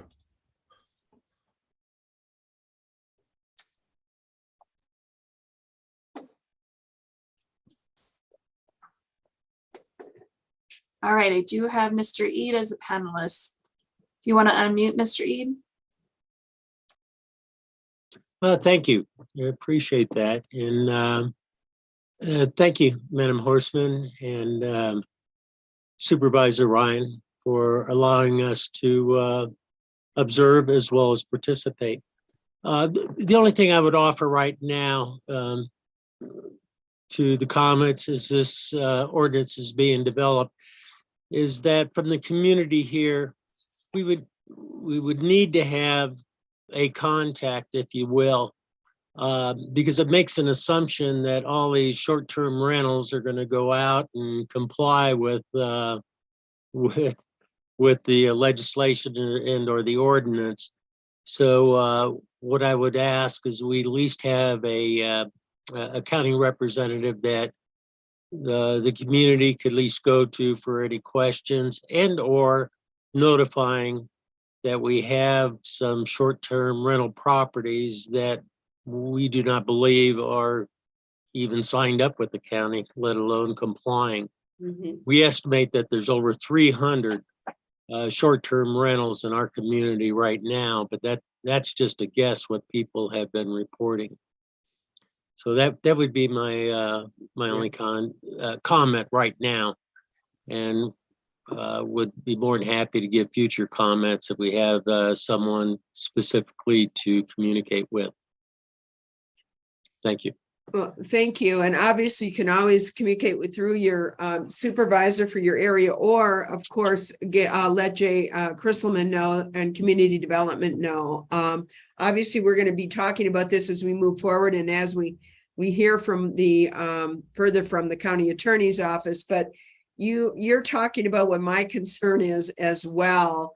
You know, we're only going to have as good of an ordinance as we can, but it's going to rely on being able to enforce that ordinance. And so we need to make sure, whether it be complaints, being able to file complaints because allegedly somebody appears in all way, shape, or form to be having a short-term rental, whether they admit it or not, and they haven't complied with the permit. So how are we going to determine that when the person comes forward and says, oh, no, I just loaned out my place for a couple weeks and it has nothing to do with the short-term rental, so I don't need to comply. So I do see that in order for us to have an ordinance that is enforceable, we need to have definitions and we need to have some kind of enforcement mechanism. And if it is a standalone, my concern is that we have lost that planning, that the zoning enforcement mechanism. So do we need to then develop our own a complaint procedure, an investigation procedure, a hearing procedure? And so a determination can be made, because some of the fines, when these are administrative fines that are allowed under this, are pretty hefty. And not to mention being able to shut them down for a year. So, I think we do need to take a look at what kind of due process, what are the standards, that kind of thing. And Aaron Lumpkin, I see you're raising your hand from the county attorney's office. So maybe you have some input on this. So Aaron, please. Thank you, Chair Horstman, members of the board. So I think as yourself and Supervisor Ryan have pointed out, there really is the procedural due process element of this, and it's become more of an issue of the expedited nature of this ordinance. It would be much easier to bake this into the zoning ordinance where the code enforcement process has already been laid out. There is an administrative procedure. So that's one element to go through where this would be much more streamlined, but again, it would not, it would bump out a month or two in terms of when our ordinance could go into effect. But if we're really wanting to get this as close to the effective date of the statute, it really could be something more similar along the lines of taking our code enforcement measures that are written in the zoning ordinance and then transposing them over to the standalone ordinance that we have now, and kind of going through the process and tailoring it to fit this ordinance specifically. But as it pertains to definitions, I would caution against getting too much into the weeds with the definitions as we would like to see them, since the statute itself, as the legislator has written it, gives us definitions on these subjects. And so unless it becomes a definition of the offenses or some ancillary offenses that are alluded to in the statute, I don't think we have a lot of wiggle room to start defining things ourselves, just because the legislator has tipped their hand that while they're giving the municipalities and counties back some authority to regulate these, they're still wanting to leave a good deal to the market. Well, Aaron, a couple of things. I don't think anybody has said that we needed to get this done on the date that it becomes effective. I think we would love to get something in place because I think we're hearing from our constituents a need to have something in place. But what's more important than having something in place is having something that really offers a meaningful oversight and meaningful enforcement for our residents. So if we are not providing, if we're just putting something together so that we have something together and then try to work it out as we go forward, I just think that doesn't do justice to, our community and our community members who are really looking for some type of parameters, permitting and enforcement for short-term rentals. So I don't think we need to rush this. I think I don't want to delay it, but I don't want to rush it. Let's get it done and let's get it done right. And I agree with Supervisor Ryan that I want to push this out to the extent that we can push it out consistent, with the legislation. And I think we can look at other counties and municipalities. I think we can look at the case, Paradise Valley case, where the court found things that were wrong, but they found all kinds of things that were right by that Paradise Valley ordinance. And I think we can use that as instructive for us as well. I've gone round and round on what is a special event. And who's going to make that determination? So, again, I think Mr. Eade, what he had to say, and that is somebody really running a short-term rental or not? And how do we determine that? What's the complaint procedure for that? So, and I give, Christopher and his team a lot of kudos for trying to get something together. Or I'm sorry, Jay Krisselman and his team, a lot of kudos for getting this together in a short period of time. But, and I think this is a good first look and to get some input from the board. But I really think that we want to make sure we've got something that is meaningful and enforceable for our communities. So, yeah, Jay. Madam Chair and Supervisors, thank you. Aaron, I just want to thank you as well for assisting in the discussion. So the handful of jurisdictions that we're aware of that are also crafting an ordinance, Flagstaff and Sedona for sure, are looking at including it into their zoning code, and Yavapai County is the other one. So that seems to be the direction that other jurisdictions are going. I just wanted to add that. Thank you. Thanks for that, Jay. Any other comments or questions? Madam Chair, and this is probably to help staff and direction associated with this is, so we were moving initially standalone to expedite the process. And there is the potential of developing a tool that mimics the zoning code. If we're not doing that, we need to, say to staff and to communities, we got to delay a little bit longer. Ordinance process takes longer to implement, and that was a component of it. Before we were talking more than just a couple months on this, if I remember correctly.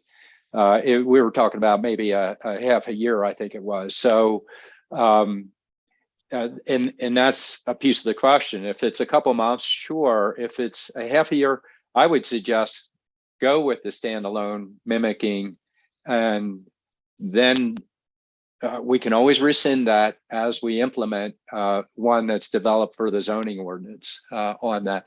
If it's only a couple months, then sure, let's absolutely just what you're suggesting. I don't want something that just causes frustration and from the public and puts us in a position where we have not delivered what we're trying to deliver. That and I'm all for getting this done quickly, but I want to get it done right more than quickly. So.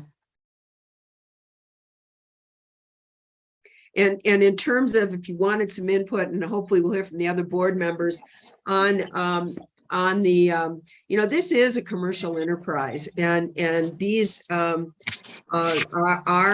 very lucrative. We know that because people come from California, from Italy, and everywhere else, and purchase our properties for sale, which of course lowers our inventory for our residents, because they're making money on this. And I would like to see an application, a permit application. And I don't have a problem with $250 for an application. But those are my thoughts. I don't know how other people feel. Yes, Supervisor Begay. I wholeheartedly agree with what my colleagues are putting together regarding this presentation. I feel the same way. We're having a hard time hearing you, Supervisor Begay. I think what you're saying is important. If it's any possibility to get closer to your mic. Yeah. Can Thank hear you. me now? Yes, we can. Thank you, Supervisor. Hello? Yes, Hello? we can hear you. Hello? We can hear you now, but you can't hear us. We hear you. We hear you. I don't know. Hello? Yes, we hear you now. Oh, I said, I wholeheartedly agree with all the comments that were made by my colleagues. I think it's very important that we look at others and to see how we can incorporate and make it look, make it, workable, on our end, so that, we're content with it as board. So that's all I have to say. Thank you. Thank you, Supervisor Begay. Any comment on the cost or the price, I should say, for the permit?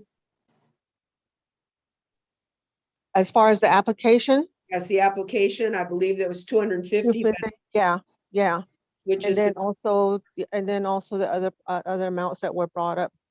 I think that may be changed once we get into get a hold of other documents or other information, so that that we feel that we may feel comfortable with it. Thank you, Supervisor Begay, for your input. Vice Chair Vasquez. Yes, I just wanted to add that I'm fully in support of everything that's been proposed. I agree. We want to get it out quickly, but we also want to get out correctly. So I would hope that we could get this standalone ordinance out sooner rather than later, but done that we don't have to come back and clean up a mess later. So, and then as far as the fees, the application fee, it should be a privilege to be able to do this in our county in light of what it's doing to our long-term housing. So, maybe that will deter some folks and make them consider to do long-term rentals rather than short-term rentals. So I'm in support of an application fee. Thank you. Thank you, Vice Chair. Supervisor Ryan, any other comments on this? I know this has been near and dear for both of us. So Yeah. I think we're still squarely. Why don't we suggest that staff go out and work on this, see if they can come up with a stronger foundation. If the recommendation is to come back and just do it as a zoning ordinance, great. If they put all those components together that they're going to put together for that anyway, they have time to do that and work on that.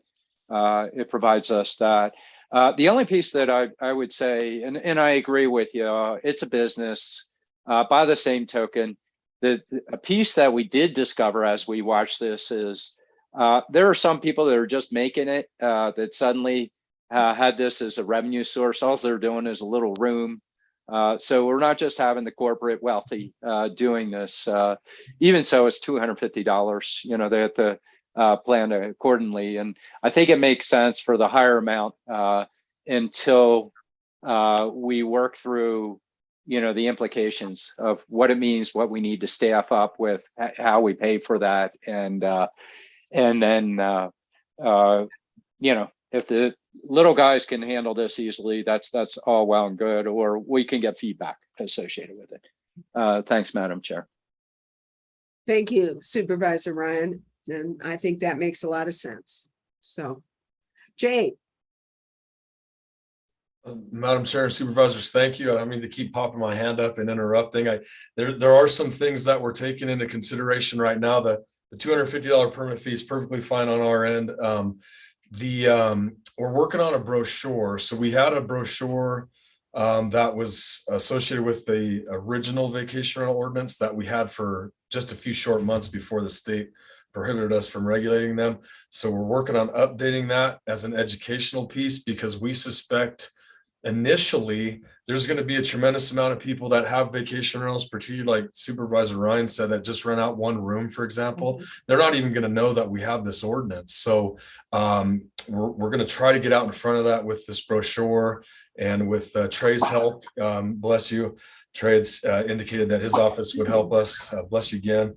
And we also have an automated autofill form that we're creating in our SmartGov permitting software to help on the administrative end of actually issuing these permits, because statute says we have to have them issued within 10 days, I believe is what it was. So if we get this initial rush of 1,000 permits, we're not going to be able to get them done in 10 days. So if we have the autofill form, it won't allow the applicant to submit until all those fields are filled out. So we're looking at that to help us manage that initial just kind of rush of what we expect to be applications. And Jay, I think that the application form that they have to fill everything out, or it's just automatically rejected, is a great way to do it. And hopefully be more helpful. I know this is community development, you get the front end of a lot here in Coconino County, and you quite frankly get everybody's discontentment a lot here in Coconino County. So I acknowledge that, and thank you for sometimes being the front line for people's discontentment. So I really appreciate it, Jay, and thank you for taking a look at this. And really, it's an opportunity for us and something to help our county, and we appreciate your input on this. So thank you. Thank you, Madam Chair and Supervisors. All right, any other questions or comments? I hope we gave him some direction or idea on this, and I know we'll be hearing back more on this, and hearing more from the county attorney's office, as well as we move forward on the short-term rental ordinance. And I think I heard, and I'm sure they heard, we'd like it done with all due speed, but get it done right. So if it takes a little bit more time to get it done right, that's all right. We'll deal with that, but let's try to move forward as quickly as we can. So thank you. Any other closing comments? All right. Well, Mr. Eade, thanks for joining us this afternoon and giving us your input. And I think we are now at the very end of our agenda. That is So, correct. and I love that. So thank you. With that, thank you all. Thank you, County Manager and your team, and also the county crew, as well as my colleagues, for being here this afternoon and getting some input from members of our community. It was a good meeting, and appreciate everybody's time, and have a great rest of the day. So thank you. Thank you. Thank you. Thank you. Have a wonderful day. everyone. Have a good day. Thank you. Afternoon left. See ya.